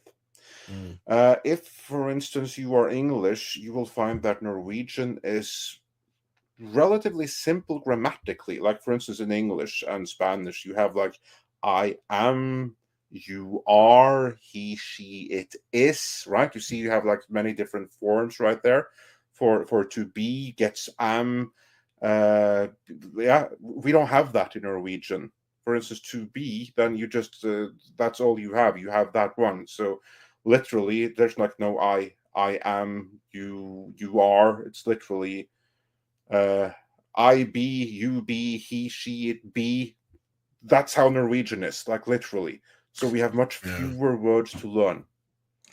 That's what gets me kind of tripped up on stuff, is the grammar and how it works. And the Norwegian grammar is a simple one, apart from prepositions. But the grammar itself in Norwegian is actually really, really simple. Where you'd struggle is with the pronunciation. That would be easy if you came from any kind of other Germanic language. But if you come from English, you're going to struggle with the pronunciation. But if you do it, you get a bonus. Learn Norwegian, then as a bonus, you will also gain a working understanding of Swedish and Danish, because all those 3 languages are mutually intelligible, and Norwegian is the most intelligible of them. Yeah, because it's funny, because I usually I usually use my 2 semesters of German back in like 8th grade or freshman year, whatever it was. And usually what I'll end up doing is like, if you'll ask me if something means something, and if I get it even close to being right, it's because there's something I remember in German that was remotely close to that. And I I Google Translate it myself, basically, in that respect. Like, it's like, okay, so that means that. So, okay, it's pretty close to that. So yeah, it probably means that. Yeah. And I can pick out a word or two, and I just kind of denominate what the rest is. So exactly, that's how you got to do it. Like with Norwegian, many individual words are very similar between Norwegian and German, but the grammar is completely different. The grammar and the grammatical rules are 100 times more complex in German than in Norwegian. Yeah, and then the same thing like Spanish, like when I'm hanging out with the Espanol boys and I'm trying to pick up on what's going down. It's like I noticed like everything seems backwards to me in Spanish, right? It's like it seems like you're saying to the store I'm going. Yeah. And that is one thing that you'd have exactly the same thing in Norwegian. Like a Spanish, someone from Spain would have an easier time learning Norwegian than someone who's native English speaking, because for one thing, it's a simpler grammar, but also just the position of the words is going to be more simple. Exactly. Like for instance, with you, if you you can like translate the words, but the words come in the wrong order of what you're used to, right? Well, we would have an order similar to the Spanish.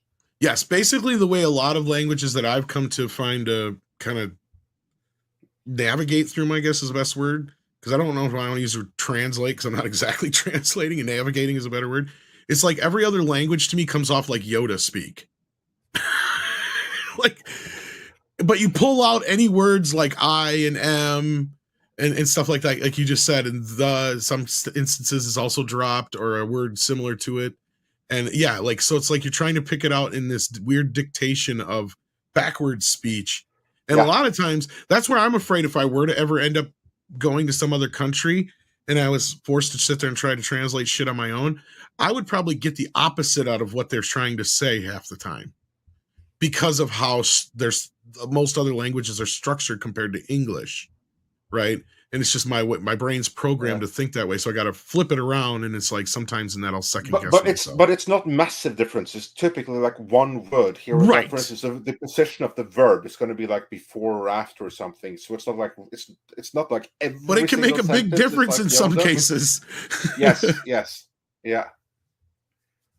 Especially with Spanish, as I've learned on the when I hang out with the Espanol boys, because they laugh at me all the time for my little indiscrepancies, and it's like, well, I'm doing my best, but then they'll tell me what I did wrong, and it's like, oh, okay, well, because I'll call Polly a lovely lady or something like that, The thing with Spanish is that you have like some words which are so close to each other in terms of pronunciation, but they mean completely different things, and they're pronounced almost exactly the same.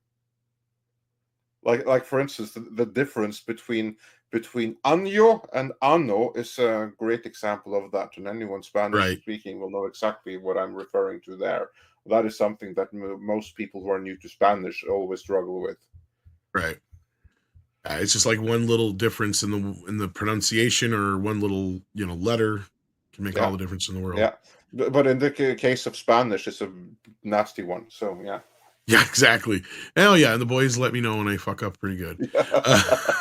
Mario Trillo says, Andre, don't forget investment company farm out portfolios in bulk to smaller companies. 401ks and pensions fund in the U.S. is so screwed up. Yeah, we were kind exactly the point I was talking about this. Tom, carry on. No, go ahead. No, you're on point. Go. Yeah, that's exactly the point that I was making. Is that if you just look on your 401k and you see, who's managing it? Oh, this seems harmless enough. But that could be that they are just one of these subsidiaries, and behind them is BlackRock, which is why you need to do just a little bit of research. You need to, no, you don't have to do anything. It's entirely, you choose. And one of the things you can choose to do is look into who has your 401k and who has them. That you can do.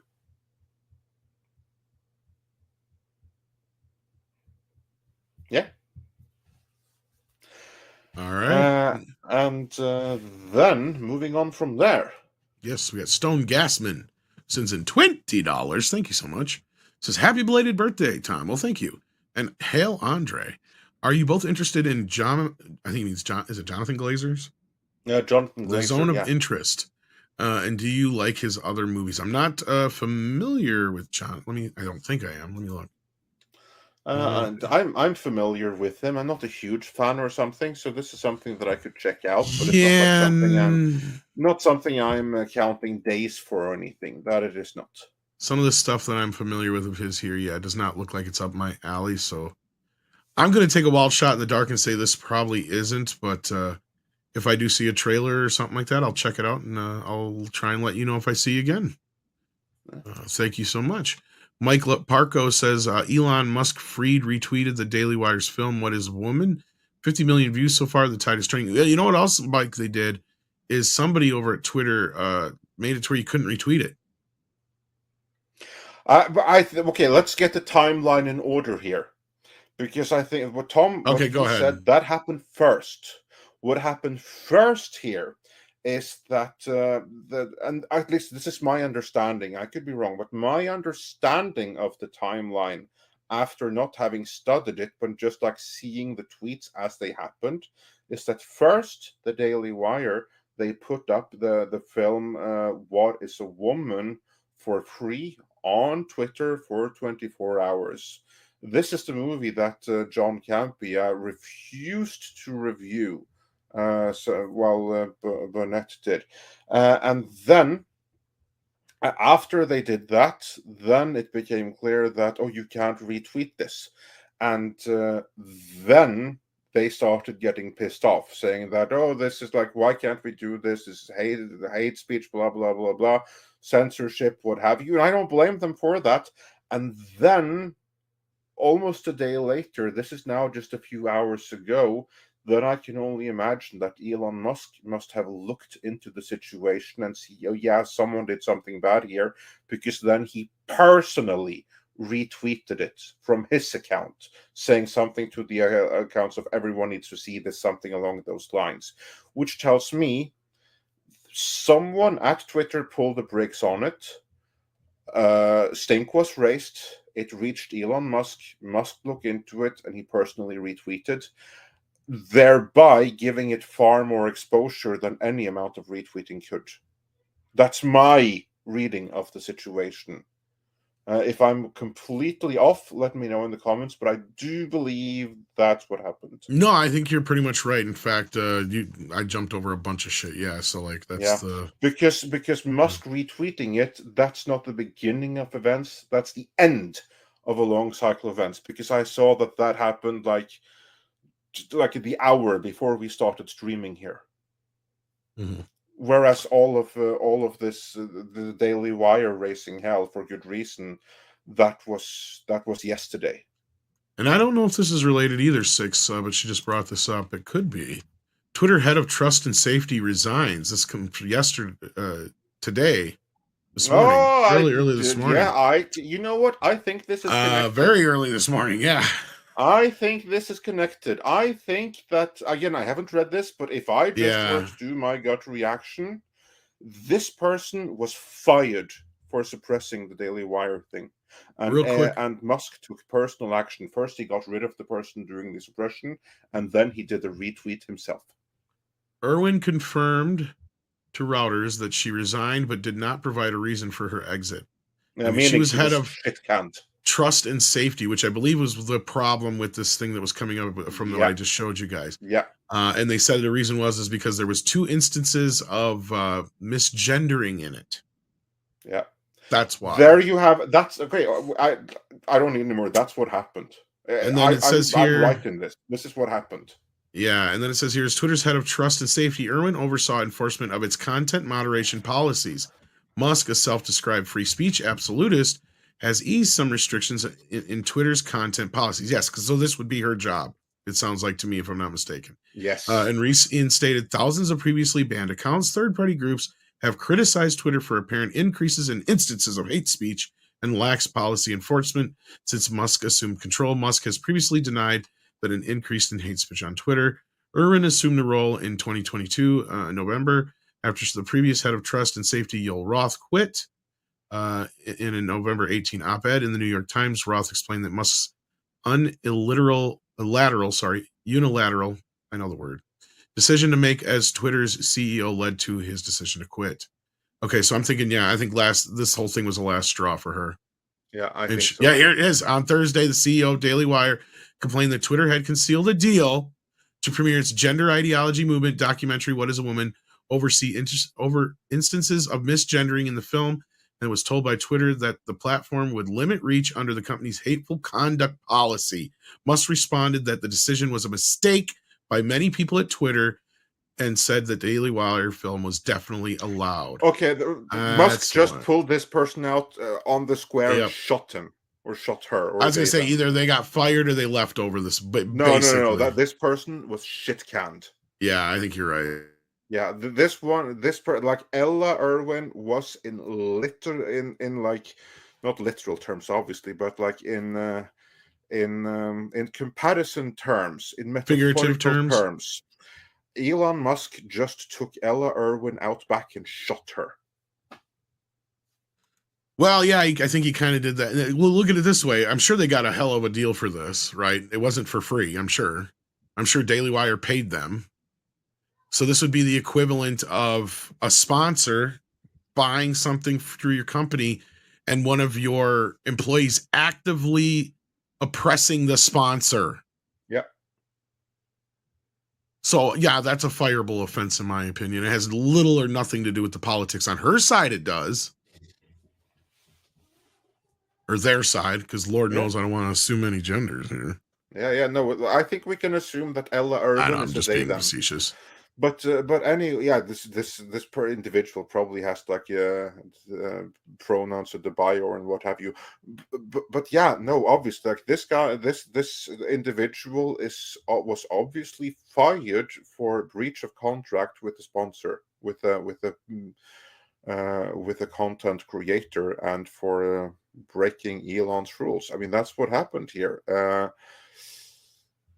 Elon Musk and Twitter got a lot of bad press and censorship courtesy of the Daily Wire through no fault of the Daily Wire. They did nothing wrong here. The fault was on Twitter. Elon Musk took the appropriate action and in a very visible manner fired the person most responsible. I say kudos. Bravo, Elon. This is how you build trust. Yeah. Bravo, Elon. Yeah. And thank you, Six, for finding that. I appreciate it. Moving on with Super Chats here, we got Coffee Lover, who's been a member for 5 months at the Midnighter level. Thank you so much. Big Daddy MRI says, I'm watching Apple TV plus Silo. Great series. I recommend it. Worth watching. Engaging. Great acting. Not in your face woke. Great story. Yeah, I've heard some pretty good things about it. I might have to check it out. I've been wanting to get to that Foo Bar as well. Midwest Finest says, what are the chances Gen Z breaks out of the propaganda and begin a genuine counterculture movement in entertainment? For example, as millennial as it sucks, we didn't pick up where Gen X left off. This could happen, but then again, you have to worry about the pressure that comes from their own peers. And when you're younger, I'm sure it's harder to shake that off. I think that Gen Z is going to be the divided generation.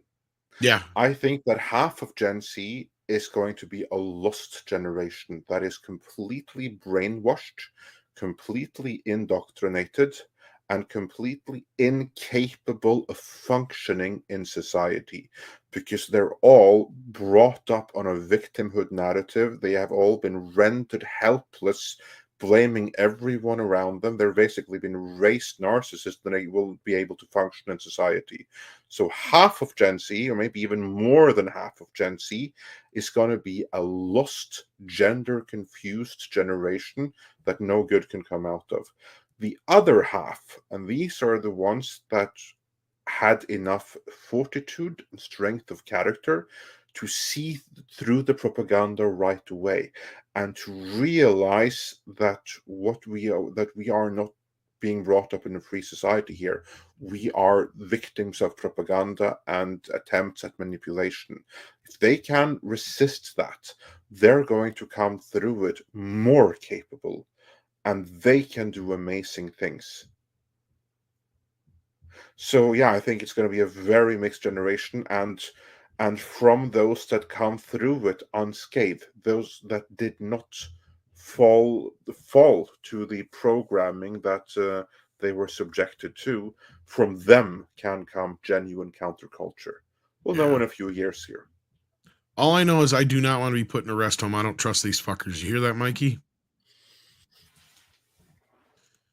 You should take me out back and shoot me like Ella first.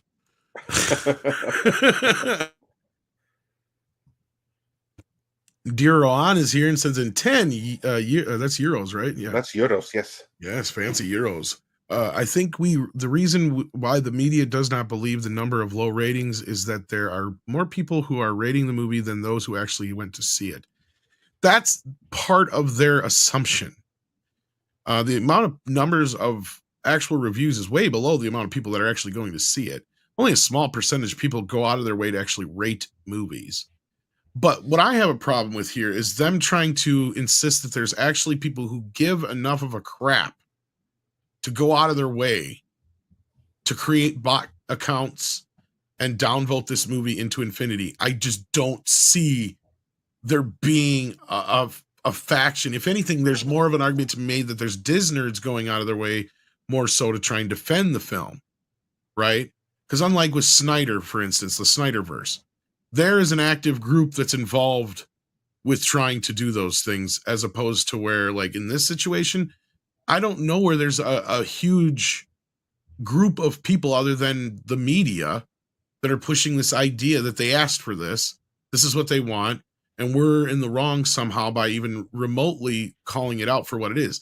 To me, it's mainly everybody's calling it out. Like I said, this is almost like Velma, the Velma of these movies. And I think I said this, 2 weeks ago, where I said it'd be great if they realized this, because nobody's on board with this crap really at the end of the day. And nobody's saying anything negative about the girl. That's what's driving them nuts, right? Is because they can't actually say it without saying it, right? That's why they're going after everybody else, because they know this movie is going to tank overseas. And that's what's going to tank this movie. And after this weekend, they're going to realize this movie's made all the money it's going to make in the US now. And it's been the most successful in the US. So for once, like the video we just dropped, they can't call the US racist because at least the US is technically going to see it. It's everywhere else that isn't. But right now, everybody else is going to see Spider-Verse. So what's your fucking excuse? The main character in that's a mixed race kid.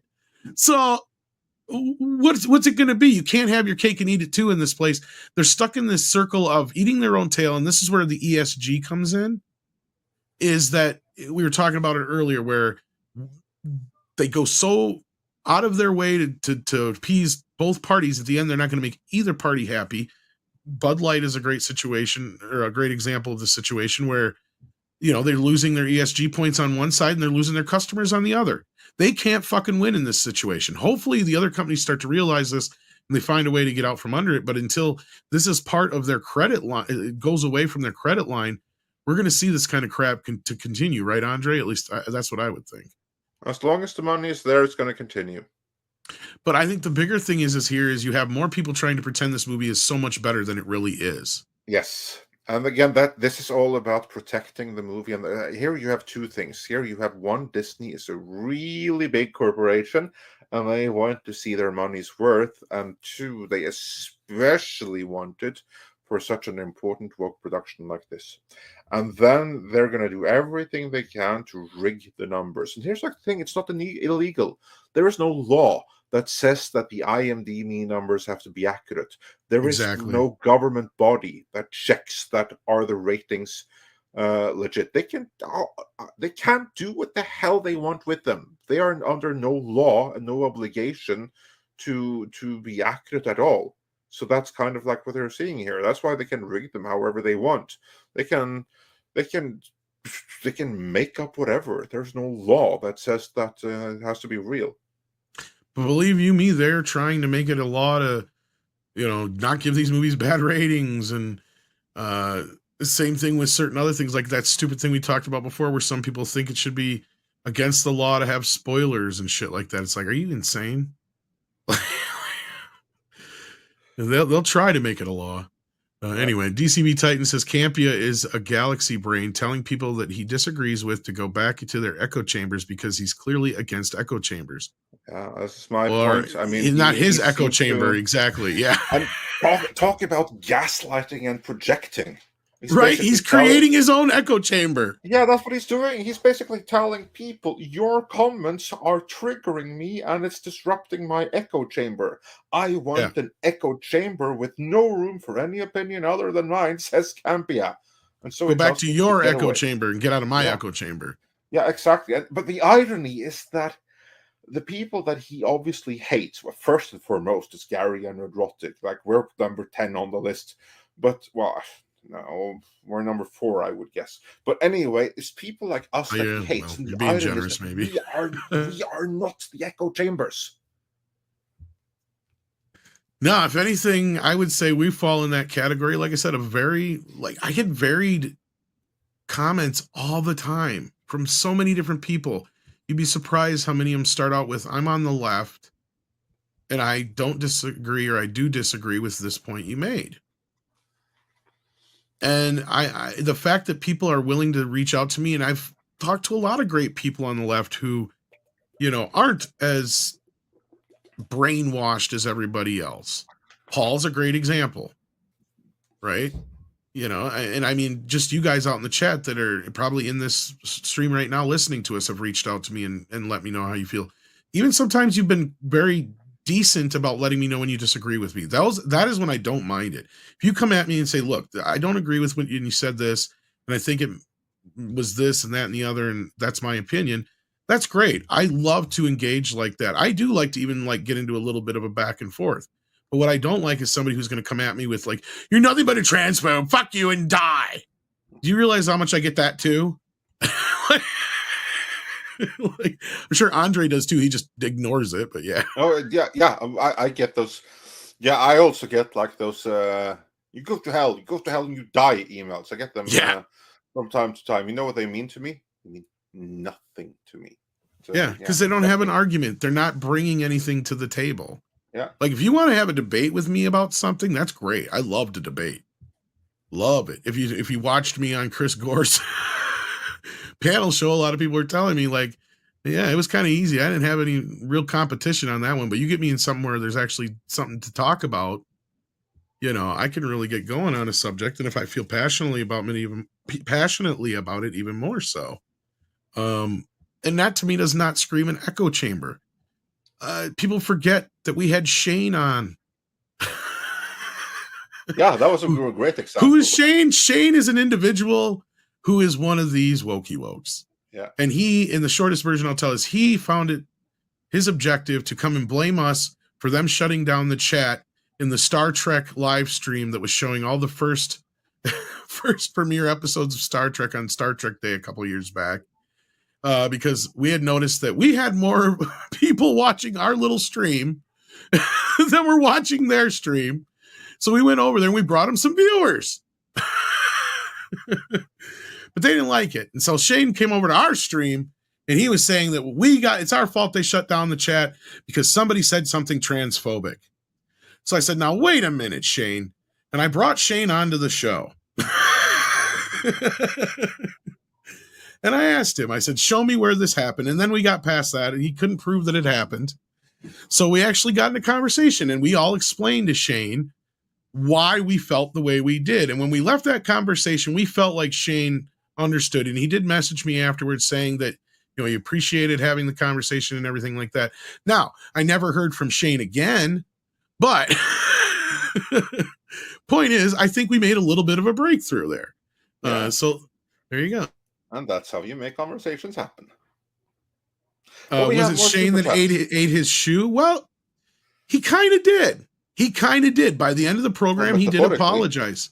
He did apologize. And so it was kind of at least if anything, he did it publicly. He may not have felt that way personally, but hey, it is what it is. Rob Biller says, I hope Campea gets the help he needs. Maybe R&B will reach out. I don't agree with most of his takes, but maybe a helping hand could save him. You know what? R&B, I think, had a great take on it yesterday because we were going to talk about this on my birthday stream, but we decided not to since it wasn't quite the occasion.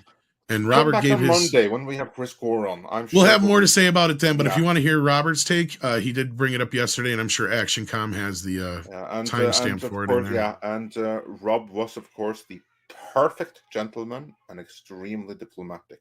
Yep, and So that's he why I didn't say wanted. anything wrong or offensive in any way. That's why I shape, wanted to or bring it form. up. I think he'll get his. Only thing I take would there. like to say about it is that right now, I don't think that John Campea can be helped. Before we do this super chat, I think that he is. I'm not going to pretend exactly what has happened to him, but something has happened, and he is self-imploding, and he is in a downward spiral, and I'm very sorry to see it. I hope that he gets the help he needs, but he's not going to get that help before he asks for it. And before he does, he has to hit rock bottom. And he has not hit rock bottom yet. He is still in the process of going down in flames. Only when he's hit rock bottom is he going to be able to ask someone. Right now, I think he's in the process of isolating himself and whatever madness he's doing with his channel, with his friends. Like, he hired Robert Meyer Burnett. I mean, half his audience, they didn't see him for him. They saw him for Robert Meyer Burnett. Yeah. And then he pretty much shit canned him in so many words. I mean, they still work together. And in such a nasty way. Yeah, that was bullshit. But anyway, Six is right here. Don't fight with me just to get on the panel, because the only reason I let Shane on is because the way I saw it, he saw it, I started the fight. Okay, so that's why. So don't get any ideas. Because I will bulldoze over your ass too if I have to. Chances are, if you're an ass in the chat, you do get my attention, I'll just make an example out of you before I bring you on like Shane. Shane was a completely different scenario. So don't get any crazy ideas. Not that I think anybody would do such a thing that's here listening today, but I seen a few people earlier I know that are out to get us that might. But I'm not going to say any names. I seen them in the chat earlier. If they're still listening, they know I know who they are. Cryon sends in $10. I need a drink after this. Kudos for Grace and John. Their takes are living rent-free in our heads for how stupid they are. Well, yeah, you're not wrong there. We need more of them to keep our sanity, insane radar, gut checked aligned. Yeah, that's exactly the point, and that's why I like to highlight them, because they don't live rent-free in my head, and I don't want them to live rent-free in your head or anyone else's head either. What I want to do with them is that they are the perfect examples of someone that spurts a certain narrative. And now, these days, Campea more so than Grace. Now, in this moment, I have far more respect for Grace than I have for Campea, because she hasn't flat out attacked her own audience the way she has, or he has. And her takes right now, in this moment, are significantly closer to reality than are his. That being said, they both spurt the official narrative, and they do so in a public platform, and therefore they are better shorthands to illustrate this is the narrative right now. Look how they try to tell you. Now let's contrast to what's actually happening so you can see the error of their ways, so that you are better equipped to resist this obvious manipulation. That's why I sometimes do clips and stuff of them. It's not because I want them to live in anyone's heads. It's just like, look, here's the narrative that's being presented to you. Look how passionate and convicting they are. But still, this does not stand up to scrutiny. And just give it time, and you will see their narrative falling apart completely. And just wait, like the last thing I said in the video we posted yesterday about how no matter what they try to tell you, the Little Mermaid is not a hit. Technically, in this moment, it's an underperformer, but it's going to be a flop, and a massive one. It is, like the sinking of the Titanic, a mathematical certainty at this point. It's going to lose Disney in the vicinity of $100 million. So don't buy into the bullshit narrative. That's my point of putting them in there. Yeah. And then moving on, we got G-Dog, who sends in a thumbs up. Thank you so much, G-Dog. Mecha J says, John Campea can virtue signal and shill all he wants, but his videos will never be as good as the ones here at Emmy. Oh, well, thank you, Matt thank J. you. Then we got Shadow Dance of the Red Mage, who says, maybe English the backwards is. Yeah, Paulus from the point of view of Norwegian, it certainly is. Bork, bork, bork. Bork, bork. Wait a minute, that bork was supposed to be before the other bork. Andre, please explain Lebensborn, says Paulus Plain. Lebensborn. Lebensborn. Okay, I should have known that. Yeah. I thank you all, and with love from Nori. See, this is the problem of me trying to break out of the Wisconsin accent. If I would have just let my Wisconsin accent fly, I probably would have got that right. Well, actually, on this one, you should have gone with your school German.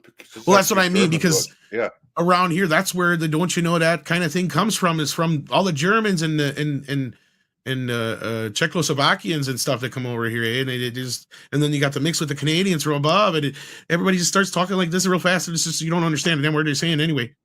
Yeah. I have to be careful about this one. I mean, we're on YouTube, not on Rumble. You know how like the Yahtzees of that little strife during Germany during the 1940s, that thing right there, they were all about racial purity. And Lebensborn, that was one of their NGOs aimed at facilitating that, to keep the purity of the people that were considered somewhat better than other people at that time. And I don't want to express myself in other terms than that since we're on YouTube. But I think you all catch the drift. That's as much as explanation I can get. And no, it is not related to Lebensraum, as Cosmic Vader wonders here in the chat. That was basically just like, that was give us Poland, so we have some more space to advance as a culture and civilization. Well, it's kind of related, but more in terms of the people rather than a living space. Yeah, you did need the Lebensraum and fill it with the Lebensborn in a sense, if that makes sense. Yeah. On that movie.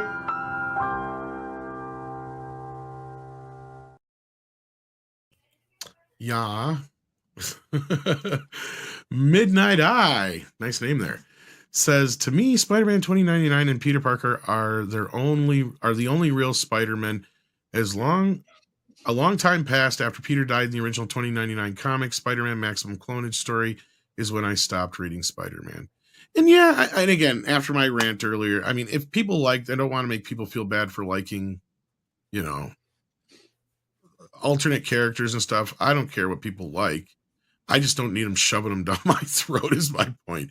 And I know a lot of people actually like Miguel O'Hara. He's kind of beloved, which to me makes it a head scratcher as to why you would make him the villain. But I also know that by the end of the second part of this two-parter film, he will probably be a good guy. So I'm like, whatever. But I have no horse in the race. But for those who do, I feel bad for those who are fans of the character. And I'm surprised more people aren't reacting to that, to be honest with you. But they managed to, I guess, squeeze out a lot of the wokeness or not have it so blatant in the movie. So good for them, from what you guys were saying. Yeah. Christopher Dominguez. Go ahead. Yeah, no, you do it. See, he says, I'm 25, and it's thanks to you guys and the other YouTubers, like Culture Casino. That's why I see what's really going on. Well, I'm glad to hear it, Christopher. And I'm very glad to hear it. And like I said, not everybody in your generation, but yeah, I think Andre's right. You guys are going to be a very divided generation. I can see that. Yeah, and the beauty is, Christopher, you're 25. I mean, you were out of school when the real indoctrination started. Think of the people who are 15 or the people who are 5 right now and who has 10 years of school ahead of them, of rainbows and what have you. What about them? Those are the people that need to be alerted to what's going on. But I'm very glad that you do, that you found us, that you found culture, and hope there's many, many more like you that we can subtly just point out to look at what you're seeing. There's something behind the curtain here. Yeah. Speaking of culture, he should be going live soon if he hasn't already. So we're almost done here because with that, D-Bud Martinez, Andre, what is best in life? To crush your enemies, see them driven before you, and hear the lamentation of your women, and to check out Pop Culture Minefields Conan special tomorrow, which will be where Tom will be, I will be, and maybe Razorfist will be. Emphasis on maybe, but we'll be talking the Conan movie right there tomorrow. I don't know exactly what the Jerry wants to do with it, but it should be fun anyway. Looking forward to it. What we do is we just talk about the movie, kind of like when you were over on Mephisto's. Only you got to deal with Gary. Yeah, that's fun. I'll you know what I'm gonna do? I'm gonna peel the curtain behind some more just for him and reveal some stuff that I can't say on YouTube, just to blow his mind a little bit, cause him to lose some sleep. Oh yeah, on the show or before the show? You mean? No, obviously not on. I don't want to get his channel taken down. Oh! I thought. Yeah. Okay. Never mind. All right. Gotcha. Yeah. So check that out tomorrow. I believe it's at 2 Central. 2 Central. So see you there. And I will also. I generally hop on with Matt Kadish and those guys over at the Salty Nerd Podcast as well at noon Central. And there you go. There's the link already. Thank you so much, Six, for getting that in the chat there. We appreciate that. And all the mods for your help today. Thank you so much. Valentine's Tube sends in $2, says, damn it, Tom, I said happy birthday in chat, sir. Well, thank you so much, Valentine's Tube. I appreciate that. And I got so many yesterday, and I appreciate it. I tried to thank everybody who sent me messages and well wishes on social media and everywhere. So thank you so much, everybody. I was very touched by all the love and support you guys sent in the last week or two here for me and Sadie and for my birthday. I appreciate it. Thank you so much. And with that, Andre, I believe. With that, it is time to check out everyone that joined us today. Check back this weekend because we'll have a video or two drop. Check out the video we dropped yesterday. If you haven't done so already, go check out Midnight's Edge live archives. I've just been busy. I haven't had time to clip videos because every single time I clip videos, that's a day out to my time, and I haven't had time for that the last couple of weeks. But Midnight's Edge Action live Com, archives, you want a job? Caught up here. If you would like Action Com, I'll pay you. If you want to email we me. actually aren't kidding. Yeah. No, I'm not kidding. Action Com, you want to help me out? Email me. And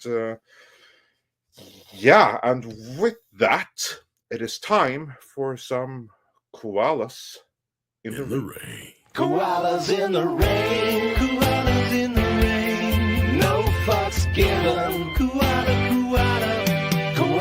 in the rain, koalas in the rain, no fucks given, koalas